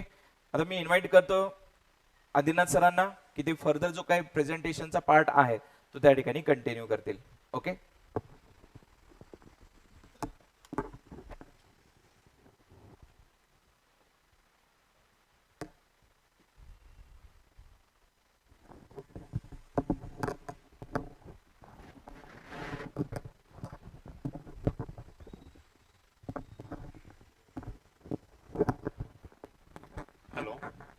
Hello hello yes. नमस्कार मित्रांनो. ओरिएंटेशनची गरज का होती यातले बहुतांश पॉइंट हे माननीय अभिजित सर आणि माननीय ओमकार सरांनी ऑलरेडी तुम्हाला क्लिअर केलेले आहेत. तर जी मुलांच्या मनामध्ये जी भीती होती की कन्व्हेन्शनल पॅटर्न आता खूप दिवसानंतर होतोय, की त्यांनी ऑब्जेक्टिव्ह एक्झामला प्रिपरेशन केलं होतं सो अँड सो. सर ही भीती बेसिकली 2-3 पॉईंट्समुळे होती की बहुतांश मुलांचं जे काही इंजिनिअरिंग आहे, सेकंड इयर असेल, थर्ड इयर असेल, फायनल इयर असेल किंवा फर्स्ट इयरचा काही पार्ट असेल, हा काही पार्ट तुमचा ऑनलाईन पद्धतीने झाला असेल मे बी. त्यामुळे काय असेल की जे काही सिव्हिलचे मेजर काही कोर्सेस आहेत, स्ट्रेंथ ऑफ मटेरियल असेल, अनालिसिस असेल, डिझाईन असेल, ते तुमचं ऑनलाईन पद्धतीने झालं असेल. बरोबर. हा एक पार्ट असेल. किंवा एकतर तुमचे ग्रॅज्युएशनचे मार्क्स थोडेसे कमी असतील, तो एक पॉईंट आहे की तो भीती निर्माण करण्यासाठी पुरेसा आहे. जर तुमचं इंजिनिअरिंग काही ऑनलाईन पद्धतीने झाले असेल तर घाबरायची गरज नाहीये. आपण जे काही इथं क्लासरूम कोचिंग घेणार आहे ते तुमचं 0 to 100 या लेवलचं असणार आहे. Starting from basics to solving the conventional numerical हा आपला पूर्ण पॅटर्न असणार आहे. तुम्ही कुठलाही अनालिसिस किंवा डिझाईनचं न्यूमेरिकल घ्या, तुम्हाला IS कोड एक्झामसाठी अलाउड नाहीये. IS कोड अलाउड नाहीये म्हणजे डेफिनेटली तुम्हाला लागणारा सर्व डेटा हा न्यूमेरिकल मध्ये दिला असेल. दिलेला डेटा इफिशियंटली युटिलाइज करून ते न्यूमेरिकल तुम्ही कसं सॉल्व्ह करायचं ही स्ट्रॅटेजी तुम्हाला डिसाईड करायची आहे. त्यासाठी तुम्ही आमचे डेमो लेक्चर्स बघितले असावेत. ओमकार सरांनी पण स्ट्रेंथ ऑफ मटेरियलचा एक व्हिडिओ अपलोड केला होता. माझा पण अनालिसिस आणि स्टीलचा एक व्हिडिओ तुम्ही बघितला असेल. खूप सिंपल न्यूमेरिकल होते. 10 ते 15 मार्कला ते न्यूमेरिकल विचारलेले होते. दिलेला डेटा सफिशियंट होता न्यूमेरिकल सॉल्व्ह करण्यासाठी. तुम्ही जर स्लोप अँड डिफ्लेक्शन न्यूमेरिकल घेतलं, एक फ्रेम दिली होती, UDL दिला होता, पॉइंट लोड दिला होता आणि तो फ्रेम तुम्हाला अनालाइज करण्यासाठी विचारली होती. 10 मार्क्ससाठी तो न्यूमेरिकल होता. बरोबर. तुम्हालाच प्रश्न विचारा, जर ही फ्रेम अशी नाही तर तशी दिली तर काय होईल. जर तुम्ही एक सिंपल न्यूमेरिकल सॉल्व्ह केला, जर तुम्हाला त्याचं उत्तर एकदम परफेक्ट आलं, पण UDL दिलाय, तुम्ही UDL रिप्लेस करा ट्रायंग्युलर लोडने, काय आन्सर येणार आहेत. हे जर तुम्ही न्यूमेरिकल सॉल्व्ह करताना जर तुम्हालाच प्रश्न विचारले तर तुम्ही ऍट अ टाइम 3 ते 4 प्रॉब्लेम सॉल्व्ह करू शकता. एका प्रॉब्लेम वरती सॉल्व्ह करून तिथेच थांबू नका. तो पॅटर्न मे बी एक्झामला विचारला असेल, या वर्षी मे बी लोड रिप्लेस करून ट्रायंग्युलर लोड लावतील. अगोदरच्या एक्झामला जर UDL दिला असेल तर. सो एका वेळेस एका प्रॉब्लेम वरती फोकस न करता तोच प्रॉब्लेम 3 ते 4 पद्धतीने कसा विचारला जाईल याचा विचार करा आणि तो न्यूमेरिकल सॉल्व्ह करा. ऍट अ टाइम तुमची पूर्ण प्रॅक्टिस होऊ शकते त्या पर्टिक्युलर कन्सेप्ट वरती. ओके. तर तुम्ही स्लोप अँड डिफ्लेक्शन बघितलं, 10 मार्कचा प्रॉब्लेम आणि फक्त 4 step, fix end moment, slope deflection equation, balancing equations, final reaction, SFD BMD, 5 step. जर तुम्हाला व्हॅल्यू झाल्या तर तुम्ही 5 स्टेपला 10 मार्कला घेण्यासाठी काहीच डिफिकल्ट नाहीये. बरोबर. सांगितलेल्या स्टेप्स फक्त फॉलो करा. लॅटरल थिंकिंग वाढवा. 130 दिवस मोर दॅन इनफ आहेत. आता आपल्याकडे 130 दिवस आहेत, पण प्लॅनिंग करताना आपण फक्त 115 ते 120 दिवसांचंच करायचं आहे. राहिलेले 10 ते 15 दिवस आपण रिव्हिजनसाठी, प्रॅक्टिससाठी, जे ऑलरेडी झालेले पेपर्स आहेत ते पेपर सॉल्विंगसाठी रिझर्व्ह ठेवूयात. ओके. सो कुठल्याही सब्जेक्टचा अभ्यास करताना तुम्ही स्ट्रक्चरल कोर्सेस घ्या किंवा नॉन स्ट्रक्चरल कोर्सेस घ्या, एखादं न्यूमेरिकल विचारलं असेल तर मी पुन्हा ते रिपीट करतोय, ते न्यूमेरिकल 3 ते 4 वेगळ्या पद्धतीने कसं विचारलं जाईल याचा स्टडी करा. ते तुम्हाला जास्तीत जास्त हेल्पफुल राहील. कारण 4 गोष्टी आहेत बघा, कुठल्याही सब्जेक्टच्या फक्त 4 गोष्टी आहेत त्या कन्व्हेन्शनल पॅटर्नला प्रिपरेशन करण्यासाठी हेल्पफुल राहतील. बेसिक कन्सेप्ट, फॉर्म्युले, रिव्हिजन अँड प्रॅक्टिस. या 4 गोष्टीचं कॉम्बिनेशन जर तुम्ही इफेक्टिव्हली केलं तर फर्स्ट अटेम्प्ट मध्ये ही एक्झाम क्लिअर करण्यापासून तुम्हाला कोणीही थांबू शकत नाही. 130 दिवस खूप झाले. 4 गोष्टी तुम्ही दिवसातले 8 ते 10 तास मिनिमम द्या. क्लासरूम कोचिंग असेल किंवा प्रॅक्टिस सेशन असतील किंवा सेल्फ स्टडी असतील, along with this revision. Daily रिव्हिजनला एक ठराविक टाइम दिलाच पाहिजे. More than 1000 formulas are there in the civil engineering. इथे काही 10 आणि 15 फॉर्म्युले नाहीये, तुम्हाला लक्षात ठेवायला लागतील. आणि फॉर्म्युले सगळेच फॉर्म्युले तुम्हाला रट्टा मारण्याची गरज नाहीये. खूप फॉर्म्युले असे आहेत की ते खूप सिंपल आहेत लक्षात ठेवण्यासाठी. जर तुम्हाला ते बेसिक कन्सेप्ट माहिती असेल तर तुम्ही कुठल्याही डिझाईन स्ट्रेनचा फॉर्म्युला जनरेट करू शकता. लाईक तुम्ही स्लोप अँड डिफ्लेक्शनचा फॉर्म्युला घ्या. फायनल एंड मोमेंट आपण कशी काढतो? Fix end moment plus 2 EI by L bracket 2 theta A plus theta B minus 3 delta by L. खूप अवघड वाटतंय, तसं काही नाहीये. जर तुम्हाला हा फॉर्म्युला जनरेट कसा करायचा हे माहिती असेल, कुठल्याही प्रकारचं न्यूमेरिकल तुम्ही या फॉर्म्युलाच्या बेसवर सॉल्व्ह करू शकता. सी स्लोप अँड डिफ्लेक्शन मध्ये दोनच आहे, बीम आणि फ्रेम. यात व्हेरिएशन करून करून काय करणार आहेत? युडीएल ऐवजी पॉईंट मोमेंट देतील, युडीएल ऐवजी पॉईंट लोड देतील, फिक्स सपोर्ट काढतील, रोलर सपोर्ट देतील, रोलर काढतील, हिंज देतील. याच्या व्यतिरिक्त करणार काय आहे? एवढंच आहे, फक्त तुम्हाला याचं सांगड घालायची, कॉम्बिनेशन करायचं आणि तो न्यूमेरिकल सॉल्व्ह करायचा आहे. हे जर तुम्हाला जमलं तर डिझाईनचे मार्क्स फिक्स असतात, त्याच्यामध्ये मार्क कट करण्यासाठी स्कोपच नाहीये. जर तुम्हाला फायनल एंड मोमेंट काढायला विचारलं स्लोप अँड डिफ्लेक्शन मध्ये, तुमची व्हॅल्यू अॅक्युरेट आली, तुम्हाला का कोणी फुल मार्क नाही देणार? फक्त स्टेप्स कशा सॉल्व्ह करायच्या, स्टेप्स तुमचं रिप्रेझेंटेशन कसं पाहिजे न्यूमेरिकलचं. स्टेप नंबर 1 असेल fix end moment, fix support असेल युडीएल दिला तर minus WL²/12 plus WL²/12 calculating value with units. हे तुम्ही केलं तर तुम्हाला त्या स्टेपला मार्क देणारच आहेत. सो खूप सिंपल गोष्टी आहेत, त्या तुम्ही फक्त फोकस करा, तुम्हाला हक्काचे मार्क मिळून जातील. सी जर तुम्ही अनालिसिस सब्जेक्ट घेतला तर 2 गोष्टी आहेत. तुम्हाला जर स्टिफनेस माहित झालं, तुम्हाला जर फिक्स अँड मोमेंट माहित झालं तर तुम्ही 4 चॅप्टरचा स्टडी करताय. Slope deflection equation, moment distribution method, stiffness matrix, flexibility matrix. 2च गोष्टी माहित करून घ्या, तुम्ही 4 चॅप्टरचा स्टडी करताय. बहुतांश मुलांनी MDM किंवा स्लोप डिफ्लेक्शन किंवा स्टील मध्ये जर बघितलं प्लेट गर्डर, गॅन्ट्री गर्डर, हे कदाचित ऑप्शनला पण टाकलेलं असेल. त्यामुळे ती डिफिकल्टी पण असेल मनामध्ये की आता गॅन्ट्री गर्डर कसं सॉल्व्ह करायचं, प्लेट गर्डर कसं सॉल्व्ह करायचं. त्याला तर प्रत्येक स्टेपला IS कोड लागतो आणि आपल्याला तर IS कोड अलाउड नाहीये, तर मी न्यूमेरिकल कसं सॉल्व्ह करणार? दिलेला डेटा इनफ आहे अशा पद्धतीचेच न्यूमेरिकल आपल्याला विचारणार आहेत. प्रत्येक स्टेपला जर IS कोड लागत असेल तर ते न्यूमेरिकल आपल्याला देणार नाहीत. किंवा जर ते न्यूमेरिकल विचारलं तर ते न्यूमेरिकल सॉल्व्ह करण्यासाठी लागणारा सर्व डेटा तुम्हाला न्यूमेरिकल मध्ये दिलेला असेल. आपण एक फिलेट वेलचं न्यूमेरिकल सॉल्व्ह केलं, तुम्ही बघितलं असावं. खूप सिंपल न्यूमेरिकल, 3 स्टेप होत्या, 10 मार्कला. फिलेट वेल, पहिलं तुम्ही त्याची टेन्साइल स्ट्रेंथ चेक करा, नंतर डिझाइन ऑफ वेल मध्ये थ्रोट थिकनेस काढा, त्याचं एरिया काढा, throat thickness into LW. Area काढल्यानंतर फक्त L1 L2 लेंथ ऑफ वेल काढा. ऍक्च्युअली हा त्यातला सर्वात डिफिकल्ट प्रॉब्लेम आहे फिलेट वेल मधला, यापेक्षा सोपे प्रॉब्लेम आहेत. Calculating the total length of weld, जर लेंथ ऑफ वेल तुमची एका लोकेशनला नसेल तर ते कॅल्क्युलेट करणं हा थोडासा डिफिकल्ट लेवलचा प्रॉब्लेम आपण कन्सिडर करू शकतो. असं जर कुणाला वाटत असेल एखाद्या सब्जेक्ट मधील एखादा पॉईंट खूप सोपा वाटतोय, एखादा खूप डिफिकल्ट वाटतोय, तर त्या सब्जेक्टचं डिस्ट्रीब्युशन करा. सी सब्जेक्ट सुरू होण्याच्या अगोदर आपण डिस्ट्रीब्युशन करू शकत नाही. सब्जेक्टचं डिस्ट्रीब्युशन इझी लेवल आणि डिफिकल्टी लेवल मध्ये करा. जर स्टील एखादा सब्जेक्ट असेल, जर कुणाला डिफिकल्ट जात असेल, स्टीलचं सपोज प्लेट गर्डर तुम्हाला खूप डिफिकल्ट जातंय, तो पार्ट थोडासा शेवटी ठेवा प्रॅक्टिससाठी. पण बाकीचे तर तुम्हाला कन्सेप्ट येत आहेत ना, त्याची होईल तेवढी प्रॅक्टिस करा. प्लेट गर्डरला वेळ, जो काही वेळ तुमच्याकडे शिल्लक राहील तो वेळ द्या. So distribution, proper strategy, following 4 points I am always telling. Basic concept, फॉर्म्युले, प्रॅक्टिस, रिव्हिजन, कॉम्बिनेशन डेली चालू ठेवा. हे जर कॉम्बिनेशन तुम्ही केलं तर definitely you can achieve the milestone whatever Omkar sir said. Okay. याच्या व्यतिरिक्त अजून एक गोष्ट अशी आहे की तुमच्याकडे 4 महिने आहेत. तर हे 4 महिने जर तुमचं करिअर डिसाईड करीत असेल तर डेफिनेटली फर्स्ट प्रायोरिटी तुमची MPC ला पाहिजे.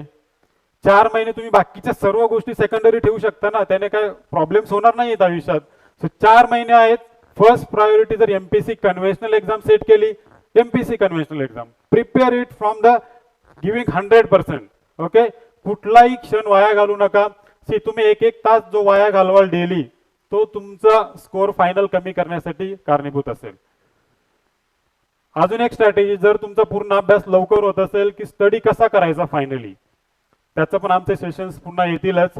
ग्रुप स्टडी कशा पद्धतीने करायचा, रिव्हिजन कशा पद्धतीने करायची, सर्वात महत्वाची गोष्ट म्हणजे maintaining the classroom notes.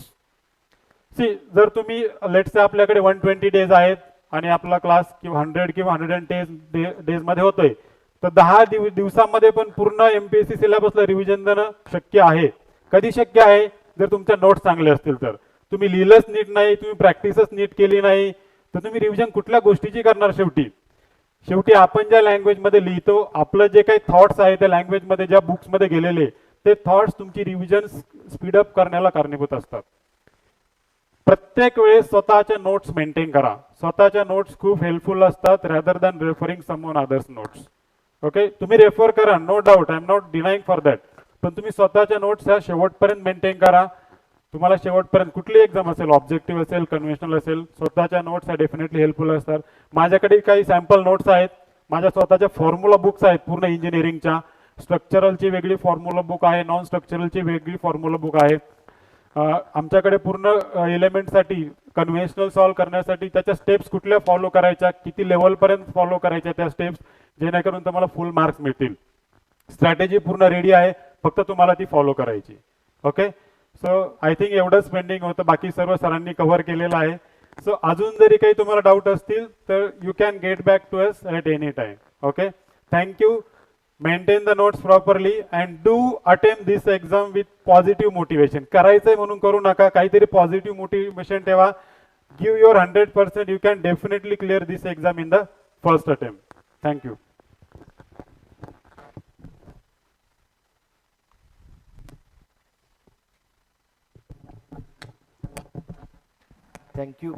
Thank you Adinath sir. सरांचं जे एमटेक झालेलं आहे ते NIT मधून झालेलं आहे. सर 8 ते 10 वर्ष टीचिंग फील्डमध्ये या ठिकाणी कार्यरत आहेत. आणि जसं सरांनी म्हटलं की खूप चांगल्या पद्धतीनं प्लॅन आमचे रेडी आहेत, तर ते निश्चित तुम्हाला आउटपुट ओरिएंटेड असतील. तुमचे सगळे डाऊट्स मी या ठिकाणी घेतो. फक्त एक 2-3-4 स्लाइड्स राहिलेले त्या कव्हर करतो आणि मग या ठिकाणी कंटिन्यू करूया. तर विद्यासागर अकॅडमी याच्या डिस्क्रिप्टिव्ह बॅच बद्दल तुमचे ऍडव्हान्टेजेस काय आहेत, तुम्हाला ऍडव्हान्टेज काय होणार आहे? एक तर ऑब्व्हियसली एनर्जेटिक क्लासरूम आहे. ज्यांना ऑनलाईन शक्य आहे त्यांनी ऑनलाईन, जिथं ज्या जिल्ह्यामध्ये आहात तिथनं ऑनलाईन तुम्ही लाईव्ह प्लस रेकॉर्डेड या ठिकाणी करू शकता. ऑलरेडी तुम्हाला माहित आहे जे काही टीचिंग या ठिकाणी होणार आहे,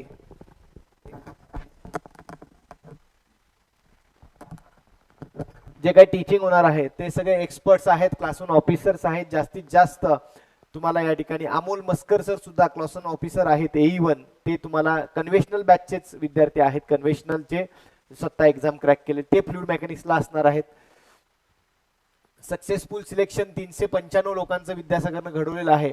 त्यात आणखी वाढ या ठिकाणी करायची आहे.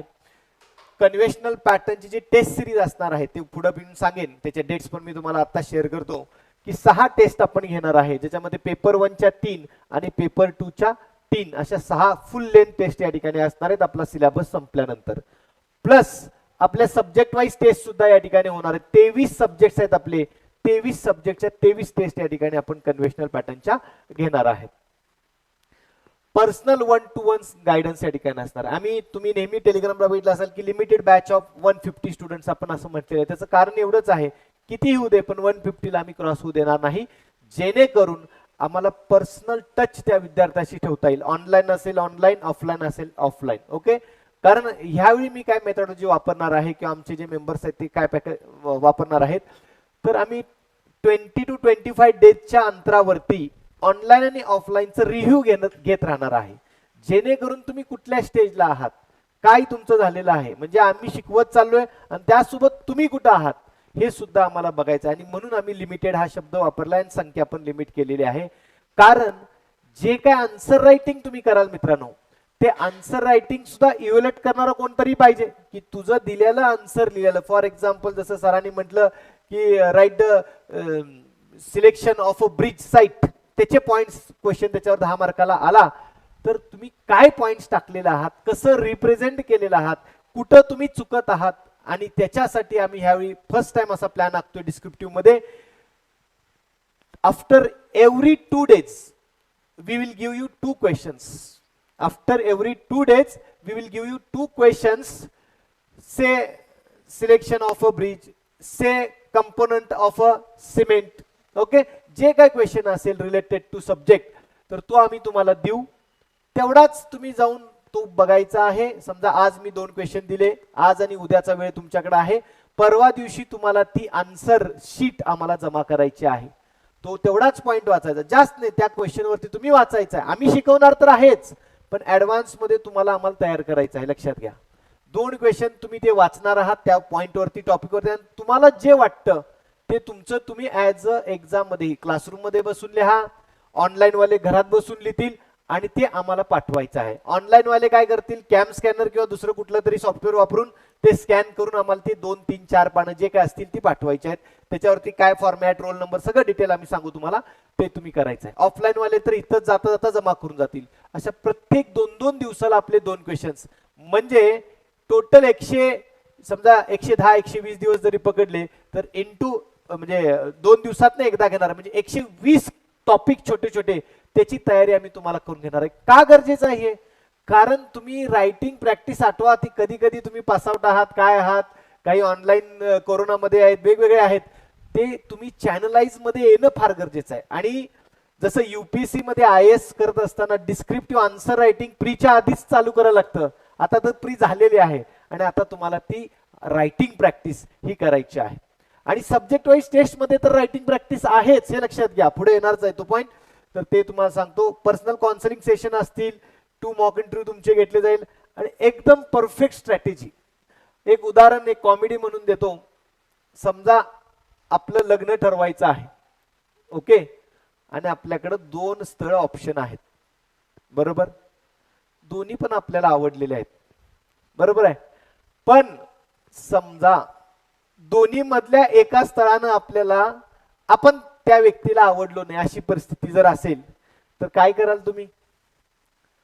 ऑप्शन नंबर 1 ला, किंवा ऑप्शन नंबर 1 जर नाकारत असेल तर ऑप्शन नंबर 2 ला. असं एमपीएससी तुम्हाला देणार आहे. काय हे स्थळ नव, क्वेश्चन मध्ये प्रत्येक क्वेश्चनला 2, मी त्याचा व्हिडिओ पण बनवलेला आहे. क्वेश्चन 1 त्याचे सब क्वेश्चन 3 और 4, क्वेश्चन 2 त्याचे क्वेश्चन 3 और 4.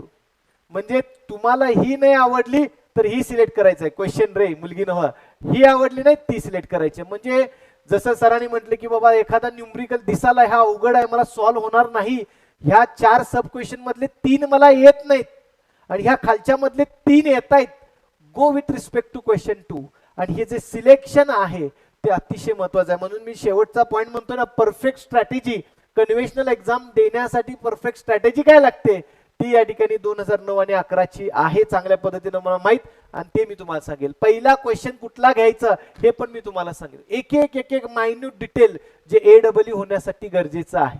आणि गॅरंटी आहे, मला 2 उदाहरण या प्रसंगी द्यायचे आहेत.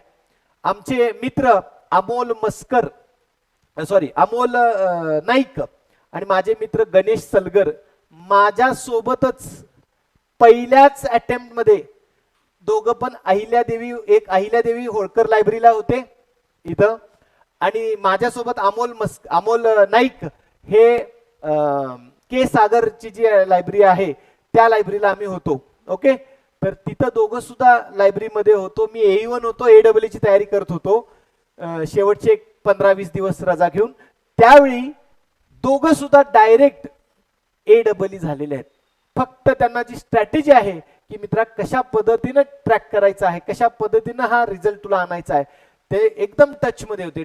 डेली आमचं या ठिकाणी संभाषण व्हायचं, एक्सचेंज ऑफ थॉट्स व्हायचं. आणि मला एक AE1 चा एक्सपिरियन्स होता, त्यामुळे त्यांना AEE डायरेक्ट या ठिकाणी बनवले. कष्ट त्यांचेच आहेत, पण एक स्ट्रॅटेजी जी लागते की कुठलं सोडवायचं, कसं घ्यायचं, कुठलं नाही घ्यायचं, कुठं रिस्क असते, हे सगळे मायन्यूट डिटेल्स या ठिकाणी मी तुम्हाला ह्या 125 दिवसात मी आणि आमची टीम या ठिकाणी देणार आहे, हे लक्षात घ्या. आणि हा पार्ट अतिशय महत्वाचा आहे. आणखी एक माझाच मित्र असा आहे की रॉंग क्वेश्चन सिलेक्शनमुळं आज तो बाहेर पण पडलेला आहे. ते पण मी उदाहरण तुम्हाला नंतर सांगेन. कशा पद्धतीनं स्ट्रॅटेजी जर फेल झाली एक्झामची तर बरंच या ठिकाणी आउटपुट निगेटिव्ह मध्ये जातो. आणि तो निगेटिव्हचा आउटपुट पॉझिटिव्ह मध्ये आणण्यासाठी निश्चित मी तुम्हाला सांगेन. त्यानंतर ही बॅच युजली आपल्या 23 ला जरी असली तरी ऑब्विसली 24 ला सुद्धा 25 ला सुद्धा युजफुल असणार आहे. मी मगाशी पण तुम्हाला सांगितलं की एक बेस तयार होणार आहे. तर अशा पद्धतीने 23 टेस्ट या ठिकाणी असतील. 15 तारखेला तुमची पहिली टेस्ट या ठिकाणी नियोजित आहे, दुसरी 20 तारखेला आहे आणि तिसरी 25. ही टेंटेटिव्ह डेट्स तुम्हाला सांगतोय. पहिली टेस्ट तुमची एक्झाम्पल सॉमची होणार आहे, दुसरी न्यूमरिकल मेथड्स आणि तिसरी इरिगेशन. आता पुढे जसे आमचे सब्जेक्ट होतील तसे लगेच अपडेट तुम्हाला येत जातील. आणि 23 सब्जेक्टचा टच या ठिकाणी तुम्हाला आम्ही ठेवणार आहे. म्हणजे आन्सर रायटिंगचे 2 क्वेश्चन्सचा आणि हे तुम्हाला या ठिकाणी आम्ही करून घेणार आहे. ओके. आणि ज्या ज्या कमिटमेंट आम्ही आज देतोय त्या सगळ्या कमिटमेंट फॉलो करण्याची जबाबदारी वैयक्तिक माझी आहे आणि प्लस आमच्या टीमची या ठिकाणी आहे. फक्त जबाबदारी आम्ही आमच्या कमिटमेंटची जरी घेत असलो तरी सर तुम्ही दिलेले 2 क्वेश्चन्स आम्ही आन्सर रायटिंग करणार, ही पण कमिटमेंट तुमची आहे की सर मी करणार. कारण तुमच्या करिअरसाठी, तुमच्या AEE साठी आपण सर्वजण मिळून प्रयत्न करणार आहे. तुमच्या साईडचे कष्ट आणि आमच्या साईडचे कष्ट लक्षात घ्या. आणि खूप चांगल्या पद्धतीनं रिझल्ट आणायचा आहे, त्यासाठी आपण सर्वजण कटिबद्ध आहोतच. ऑनलाईन वाल्यांच्या सगळ्या ह्याच्यावरती पॉईंट्सवरती येतो. फुल लेंथ टेस्ट आताच त्याच्या डेट्स डिक्लेअर करतो. 12/9, 15/9, 21/9, 24/9 आणि 30/9. म्हणजे 30/9 ला आम्ही तुम्हाला बऱ्यापैकी टेस्ट सिरीज मधनं सुद्धा मुक्त करणार आहे. हे का डेट्स आत्ताच देतोय, जेणेकरून मला ह्या टेस्ट सिरीज मध्ये, ओमकार सरांच्या टेस्ट सिरीज मध्ये जर मला 100 दोन्ही पेपर मध्ये पडले तर निश्चित तुम्ही AEEच्या रेंज मध्ये जाणार आहात. आणि आमच्या टेस्ट सिरीजच्या बाबतीत तुम्ही जर आमची हिस्ट्री बघितलं असाल, 2018 ला आमची 1 जानेवारीला विद्यासागर स्थापना झाली, तर 1 जानेवारी 2018 पासून विद्यासागर टेस्ट सिरीज, ATPची टेस्ट सिरीज असू दे, MPSC ऑब्जेक्टिव्हची असू दे, WRD, PWD, JEE एक्झामची असू दे, सगळीकडं खूप चांगल्या पद्धतीने एक ट्रस्टेड ब्रँड नेम विद्यासागरच्या टेस्ट सिरीजचा आहे. आणि ह्यावेळी मी अगदी तुम्हाला आजच्याच ओरिएंटेशन मध्ये सांगतो, ही टेस्ट सिरीज जी असणार आहे आत्ताची, ही ओनली फॉर क्लासरूमच्या आपल्या विद्यार्थ्यांसाठी असणार आहे. का? कारण आतापर्यंत आम्ही 1100-1200 विद्यार्थी टेस्ट सिरीजला औरंगाबाद, नाशिक, नागपूर वेगवेगळ्या 12-13 जिल्ह्यामध्ये व्हायची. पण आजच्या घडीला आम्हाला फक्त कॉन्सन्ट्रेट आपल्या विद्यार्थ्यांच्यावरती करायचा आहे, जेणेकरून त्यांचा परफॉर्मन्स कसा सुधारेल. कारण विचार करा की 500 जरी एनरोल झाले फक्त टेस्ट सिरीजला, 500 लोकांचं पेपर चेक करणं सोपं आहे का? पण ह्या 100-150 मुलांचं पेपर आम्ही इफेक्टिव्हली चेक करू शकतो, त्यांचा काय परफॉर्मन्स आहे चेक करू शकतो. त्यामुळे ह्यावेळीची टेस्ट सिरीज विथ हॉनेस्टी या ठिकाणी सांगतो की अदर स्टुडंट्सला आम्हाला देता येणार नाही, कारण टाइम कन्स्ट्रेंट या ठिकाणी आहे. आणि जर ह्या टेस्ट सिरीज मध्ये तुम्ही चांगल्या पद्धतीने स्कोर केला तर निश्चित या ठिकाणी रिझल्ट हा पॉझिटिव्ह असणार आहे. 6 जूनच्या बद्दल तुम्हाला माहितच आहे. आता ह्याचं पुढचं सांगतो प्लॅनिंग. उद्याचा दिवस जो आहे ते बरेच काही कॉल्स आले होते की सर आम्हाला हॉस्टेल हे ते सेटलमेंट करायचे आहे. तर मग उद्याचा एक दिवस हा सेटलमेंटसाठी आपल्याला हॉलिडे असणार आहे. परवा दिवशी सकाळी या ठिकाणी शार्प 7:30 ते 7:45च्या दरम्यान या ठिकाणी आपला लेक्चर चालू होणार आहे. लक्षात येते सर्वांच्या. Strength of material starting subject. So स्वतः मी या ठिकाणी स्टार्ट करणार आहे आणि आपले चालू होणार आहे परवा दिवशीपासून 8 तारखेपासून. फक्त उद्याचा एक दिवस एक काही विद्यार्थ्यांचे आले की आम्हाला हॉस्टेल वगैरे सेटलमेंट जे काय आहे ते करायचे, तर ते सेटल्ड होतील उद्या. आणि परवा दिवशीपासून मात्र एक सुद्धा लेक्चर तुम्हाला मिस करायचं नाही. ओके. आता मी थोडं ऑनलाईन कडे येतो. आदिनाथ सर तुम्हाला VIIT स्टुडंट हॅलो करतो. सरांचा सर MPSCने questions paper answer sheet format दिली नाही का किंवा देतील का, त्यामुळे आन्सर रायटिंगची आयडिया येईल. संकेत, MPSC तुम्हाला कसं आन्सर लिहायचं ते नाही सांगणार. MPSC क्वेश्चन्स कुठले विचारलेले ते तुम्हाला वेबसाईटवर अवेलेबल आहेत. 2007, 9, 11, 13 सगळे आहेत. आणि जुने सुद्धा मी तुम्हाला मिळवून देतो, जे आमचे 96, 99, त्यानंतर 2001, 2004 हे पेपर कुणाकडे नाही आहेत, हे पेपर मी तुम्हाला लवकरच आमच्या डिपार्टमेंटच्या जे जुने मंडळी आहेत त्यांच्याकडनं घेऊन या ठिकाणी देतो. त्यानंतर ऑनलाईन स्टुडंटला टेस्ट प्रॅक्टिस पॅटर्न काय असेल? येस अंजली, अतिशय महत्वाचा क्वेश्चन आहे. तर ऑनलाईनच्या ह्याला प्रत्येक वेळी क्वेश्चन पेपर पण कुरिअर करणं शक्य नाही आणि आन्सर पण तुम्ही कुरिअर करणं शक्य नाही. त्यासाठी जो पॅटर्न असेल तो मगाशी मी बोललो की तुम्हाला तो क्वेश्चन आम्ही शेअर केल्यानंतर तो तुम्हाला तिथं लिहायचा आहे, स्कॅन करायची आहे, ती पीडीएफ तुम्हाला ह्या या XYZ ईमेल आयडी देईल आणि त्या ह्याच्यावरती सेंड करायची आहे. त्याची प्रिंट आम्ही घेऊ आणि तुमचं इव्हॅल्युएशन करून आणि परत तुम्हाला सांगू की किती मार्क्स तुम्हाला पर क्वेश्चन दिलेत किंवा त्याची स्कॅन कॉपी परत तुम्हाला या ठिकाणी पाठवून देऊ. तर अशा पद्धतीने एकदम सिस्टमॅटिक अप्रोच आपण ठेवणार आहे. रिझल्ट ओरिएंटेड सर्व लोक इथं काम करणार आहेत आणि डेफिनेटली जी गोष्टी या ठिकाणी सांगितलेल्या आहेत पर 2 days मध्ये 2 questions, test series 23 subject wise 6 full length test, त्यानंतर टीचिंगचा जो पॅटर्न असणार आहे तो आपण स्ट्रक्चर आणि नॉन स्ट्रक्चर असं कॉम्बिनेशन करणार आहे. जनरली साधारण सकाळचे 5 तास हे स्ट्रक्चर सब्जेक्टला राहतील आणि लंच नंतर 2 ते 3 तास हे नॉन स्ट्रक्चर सब्जेक्टसाठी राहतील. आणि जसं आता गोलब सरांनी या ठिकाणी ब्रिजच्या नोट्स दाखवल्या तशा बऱ्याच अगदी शब्द पर्सेंटेज मध्ये सांगायचं म्हटलं तर 90% तुम्हाला आम्ही सगळ्या थेअरी सब्जेक्टच्या नोट्स या ठिकाणी देणार आहे. तर हे लक्षात आलं असेल तुमच्या.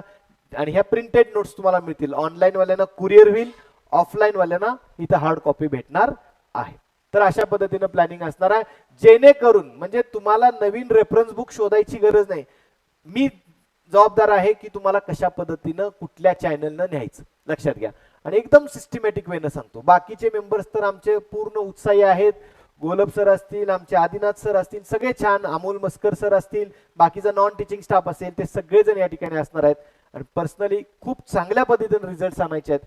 एवढंच आजच्या लेक्चर मधनं तुम्ही डिसाईड करा की आपल्याला फायनली काय करायचं आहे आणि त्या पद्धतीने ऍक्शन मोडला या आणि त्या दृष्टीनं प्रयत्न करा. बाकी तुम्हाला जिथं आवडतं, जिथं विश्वास आहे तिथं तुम्ही क्लास लावू शकता, जिथं तुम्हाला विश्वास वाटतो तिथं करू शकता, काही अडचण नाही. कुठंही करा.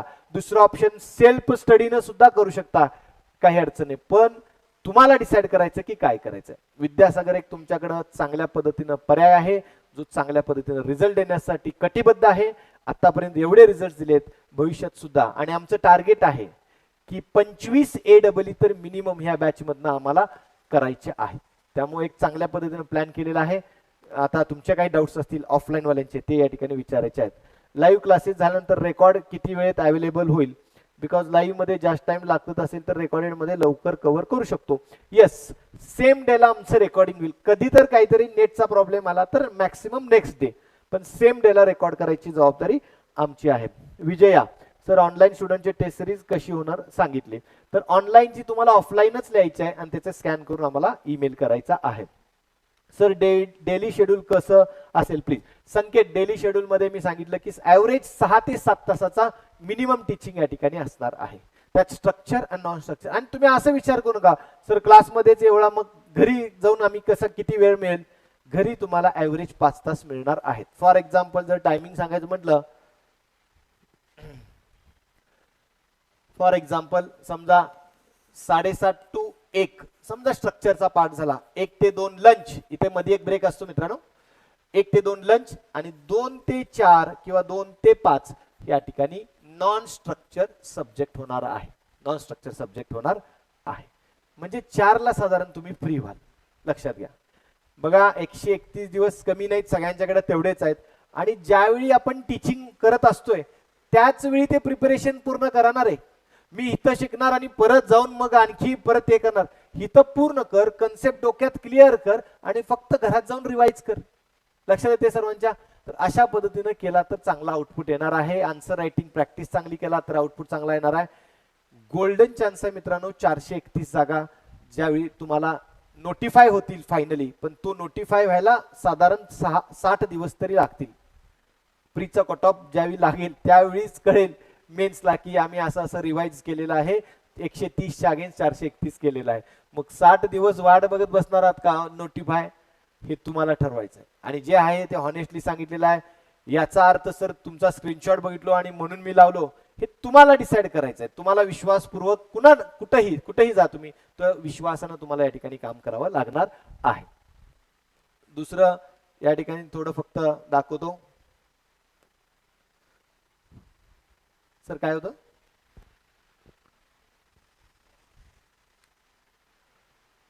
ऑनलाईन तोपर्यंत तुमचे काय डाऊट्स या ठिकाणी असतील तर सांगायचे आहेत. तर असं आपण हे सुद्धा केलेलं आहे की सर्वेला 2009 ला डिस्टन्स मेजरमेंट वरती क्वेश्चन कुठले आले, लोकल अट्रॅक्शन कंपास वरती कुठले आले, प्लेन टेबल वरती कुठले आले, असं सुद्धा तुम्हाला सगळं प्रिंटेड मध्ये आम्ही देणार आहे, जेणेकरून तुम्हाला बाबा ह्या टॉपिक मध्ये काय आले तुम्ही वेगळं अनालिसिस करायला वेळ घालवायचा नाही. We are there. आम्ही सगळेजण पूर्ण ताकद लावायला तयार आहे. तुम्ही फक्त चमचा दिलाय, फक्त पचवायची तर ताकद तुम्हाला पाहिजे का नाही ते तुम्ही फक्त द्यायचं. आम्ही तुम्हाला स्पून फिडिंग करू, काय पाहिजे काय नाही. काही ठिकाणी तुम्हाला करायचं आहे, जसं 2 क्वेश्चन येतील ते तुम्हाला करायचं आहे, आम्ही ते शिकवणार आहे. ज्यावेळी त्याचं टीचिंग होईल त्यावेळी शिकवणारच आहे, पण थोड्या ऍडव्हान्स मध्ये तुम्ही तयार करा. तुमचं जे लिहिलेला क्वेश्चन असेल ना, that it self will act as a notes in future. जसं सरांनी रिव्हिजन साठी म्हटलं कन्स्टिट्युएंट्स ऑफ पेन्स, तर ते कन्स्टिट्युएंट ऑफ पेन्स तुम्हाला जाता जाता एक्झामला. आणि सगळ्यात मेन स्ट्रॅटेजी सरांनी 4 पॉईंट मधलं जो पॉईंट मला अतिशय महत्वाचा वाटतो, रिव्हिजन. जे चाललंय ना ते रिवाइज. सरांनी काय म्हटलं की तुमचा optimum number of rain gauge station काढायचा आहे. अरे ते फॉर्म्युला रिवाइज डोळ्याखालनं गेला तर तू पाहिजे तसा लिहू शकतोस. ही रायटिंग प्रॅक्टिस आहे ना, ती एक प्रकारचं मुलींच्याकडनं शिकण्यासारखं आहे बघ. लक्षात येते मुलीं नाराज व्हायचं नाही ऑनलाईन ऑफलाईनच्या. आपण कसं दिसायला पाहिजे ते त्यांच्या हातात बरंच आहे, बरोबर आहे की नाही. मेकअप रे, मेकअप इकडं इकडं इकडं, हा मेकअप केला की मग ऑटोमॅटिक मुलांचं लक्ष काय होतं मजेत म्हणतोय. पण तसंच हे आन्सर रायटिंग आहे. तुम्ही कशा पद्धतीनं त्या आन्सरला नटवताय, स्मार्ट, जिथं पाहिजे तिथं तुम्ही बरोबर जो पॉइंट आहे तो नोट करून तिथं डिस्प्ले करताय तसा, तर त्याच्यावरनं तुमचं आउटपुट ठरणार आहे. काही ठिकाणी डायग्राम्स काढावे लागतात, काही ठिकाणी डायग्रामची आवश्यकता नसते, एकदम सिस्टमॅटिक. काही जण एकदम एसे सारखे लिहितात, तसं लिहून चालत नाही, पॉइंट वाईज लिहायला लागतं. तुम्हाला सगळ्या स्ट्रॅटेजी सांगतो एक एक एक एक. किती एकटाच मी असा होतो राज्यात 2011 ला की 3 डिजिट मार्क मला पडले होते पेपर 2 मध्ये. थेअरी मध्ये सर 3 डिजिट मार्क पडत नाहीत. अगदी माझा मित्र टॉपर गौतम मुसळे, त्याला सुद्धा मार्क या ठिकाणी आहेत, 111 मार्क या ठिकाणी आहेत. Combination of theory and numerical. जिओटेकची न्यूमरिकल आले होते 2011चा पेपर काढून बघा, तुमच्या लक्षात येईल. तर हे एक मला तुम्हाला सांगायचं आहे. त्यामुळे स्ट्रॅटेजी भरपूर चांगल्या पद्धतीनं देऊ, एवढंच तुम्हाला मी या ठिकाणी सांगतो. आणखी फक्त काही सांगायचं होतं ते घेतो आणि मग थांबतो.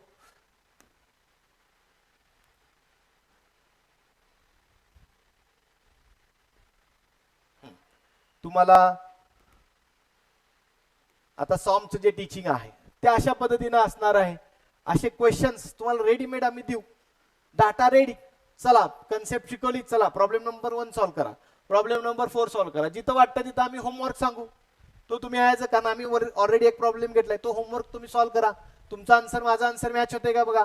म्हणजे तुमची वैयक्तिक जी थिंकिंग डेव्हलप होणं गरजेचं आहे की हा क्वेश्चन आला, हा डाटा आहे, त्याचे युनिट कन्व्हर्जन अशा पद्धतीने करायचे आहेत जेणेकरून आउटपुट वाढणार आहे. आणि तुम्ही अगदी बघू शकता हा एमपीएससी ला चाललेला क्वेश्चन आहे किंवा एमपीएससी ला येण्यासारखा क्वेश्चन आहे, हा असेल हा असेल. वेगवेगळ्या रेफरन्स बुक मधनं घेतलाय, अगदी हॉनेस्टली सांगतो, पण जे एक्झामला येण्यासारखे आहेत. अगदी तुम्हाला साधारण 70-80 पानांचं, सॉरी 50-60 पानांचं सॉमचं न्यूमरिकल्स झालेले आहेत. कॉलम असेल, स्ट्रेसेस असेल, सगळं कुठेही तुम्ही बघू शकता. हा पहिलाच टॉपिक आहे. तसं तुम्हाला खाली जर गेला तुम्ही, हा पहिलाच आहे, अजून हा दुसरा आहे, हा एसएफडी बीएमडी आहे, हा तुमचा तिसरा आहे. म्हणजे तुम्हाला एकदम स्मार्ट आम्ही करणार आहे. चांगला आउटपुट पाहिजे आहे तर चांगल्या पद्धतीनं कष्ट टीचर म्हणून आमचं पण पाहिजे आणि स्टुडंट ऍस्पिरंट म्हणून तुमचंही या ठिकाणी पाहिजे आहे. ओके, तर अजून काय डाऊट्स असतील तर तुम्ही या ठिकाणी निश्चित विचारा. आणि हा एक पॅटर्न मी ऑलरेडी डिस्कस केलाय, फक्त 1 मिनिटात फक्त सांगतो आणि मग थांबतो. डिस्क्रिप्टिव्ह पॅटर्न कसा असू शकतो त्याच्याबद्दल मी व्हिडिओ बनवलाय, पण डायरेक्ट पॉइंटवर येतो. तुम्हाला सांगितले की मार्क साधारण किती पडतात बघा, 440 मार्क आहेत 750 पैकी टॉपरला. ओके, हे जे मला मार्क होते त्याचं पण मी दाखवतो.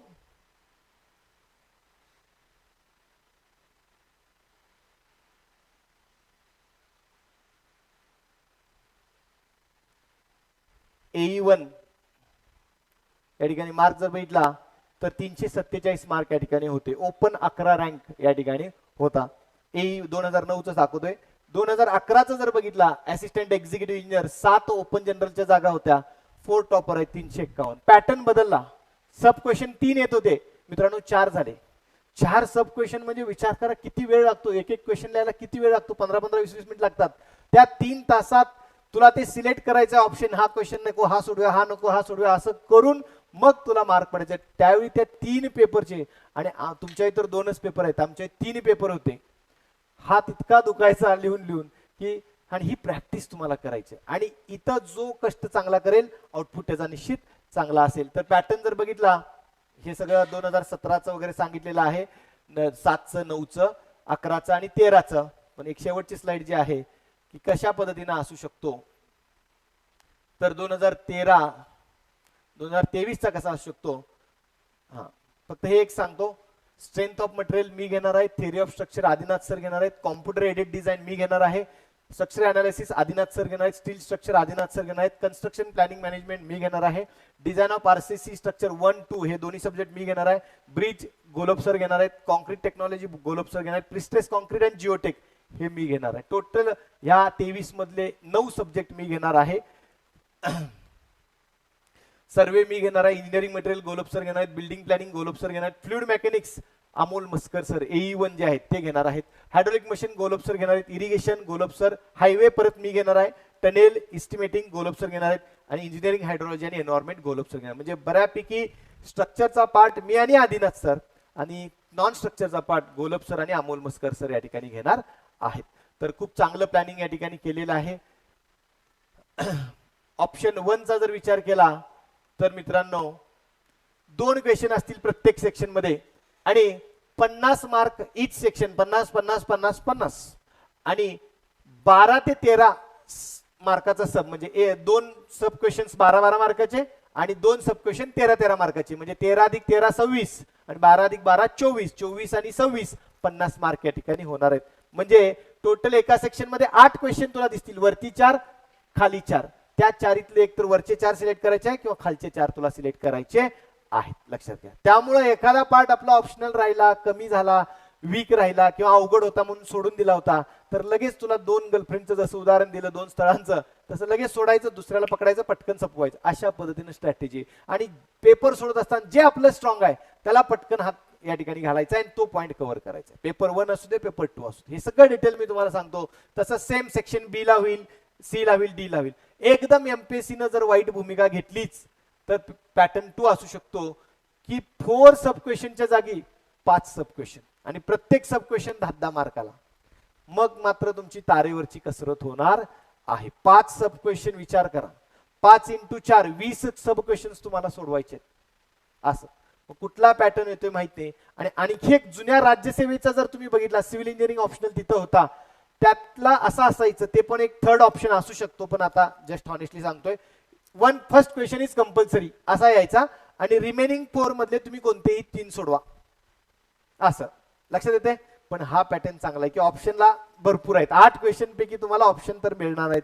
तिथं मात्र राज्यसेवेला तसा पॅटर्न होता, राज्यसेवेच्या सिव्हिल इंजिनिअरिंग ऑप्शनलला, पण त्याची प्रोबॅबिलिटी फार कमी आहे की 1 ते IAS ला पण तसं असतं, फर्स्ट क्वेश्चन इज कंपल्सरी आणि रिमेनिंग अशा टाइप मध्ये जनरली होतं IAS ला किंवा IS ला. तर अशा पद्धतीनं आहे. Okay, so self belief and hard work will always earn to you success. स्वतःवर विश्वास ठेवा, हार्डवर्क करत राहा, निश्चित आपल्याला या ठिकाणी सक्सेस मिळणार आहे. Okay, that's it. थँक्यू आणि ऑल दी बेस्ट. अजून काय डाऊट्स आहेत का ऑनलाईन मध्ये? Good morning Sarang sir, 2 hours time आहे ना? येस, 3 तास असेल मित्रा. Kapil, Suraj, excellent orientation program sir, thank you for your valuable guidance. Thank you Suraj. Vijaya sir, during self study doubt असेल तर ऑनलाईन स्टुडंटचे डाऊट कसे क्लिअर होणार? येस, लेक्चर मध्येच तुम्हाला हा जो चॅटिंगचा ऑप्शन आहे तो या ठिकाणी अवेलेबल आहे, तुम्ही विचारू शकता, आणि व्हॉट्सअपवर सुद्धा आमच्या तुम्ही या ठिकाणी पाठवू शकता. संकेत, तुम्ही पर्सनली कॉन्टॅक्ट करा मॅडमला. फीज ऑनलाईन ऑफलाईन किती आहे त्याबद्दल तुम्ही कॉन्टॅक्ट करा. चला ठीक आहे. तर ऑनलाईनच्या पण सर्व विद्यार्थ्यांना खूप साऱ्या शुभेच्छा. ज्यांना ज्यांना इंटरेस्ट आहे ते उद्याचा हॉलिडे आणि परवा आणि ठरवा 2 दिवस डेमो सुद्धा बघू शकता आणि त्यानंतर तुम्ही निर्णय घेऊ शकता. All the best. थँक्यू.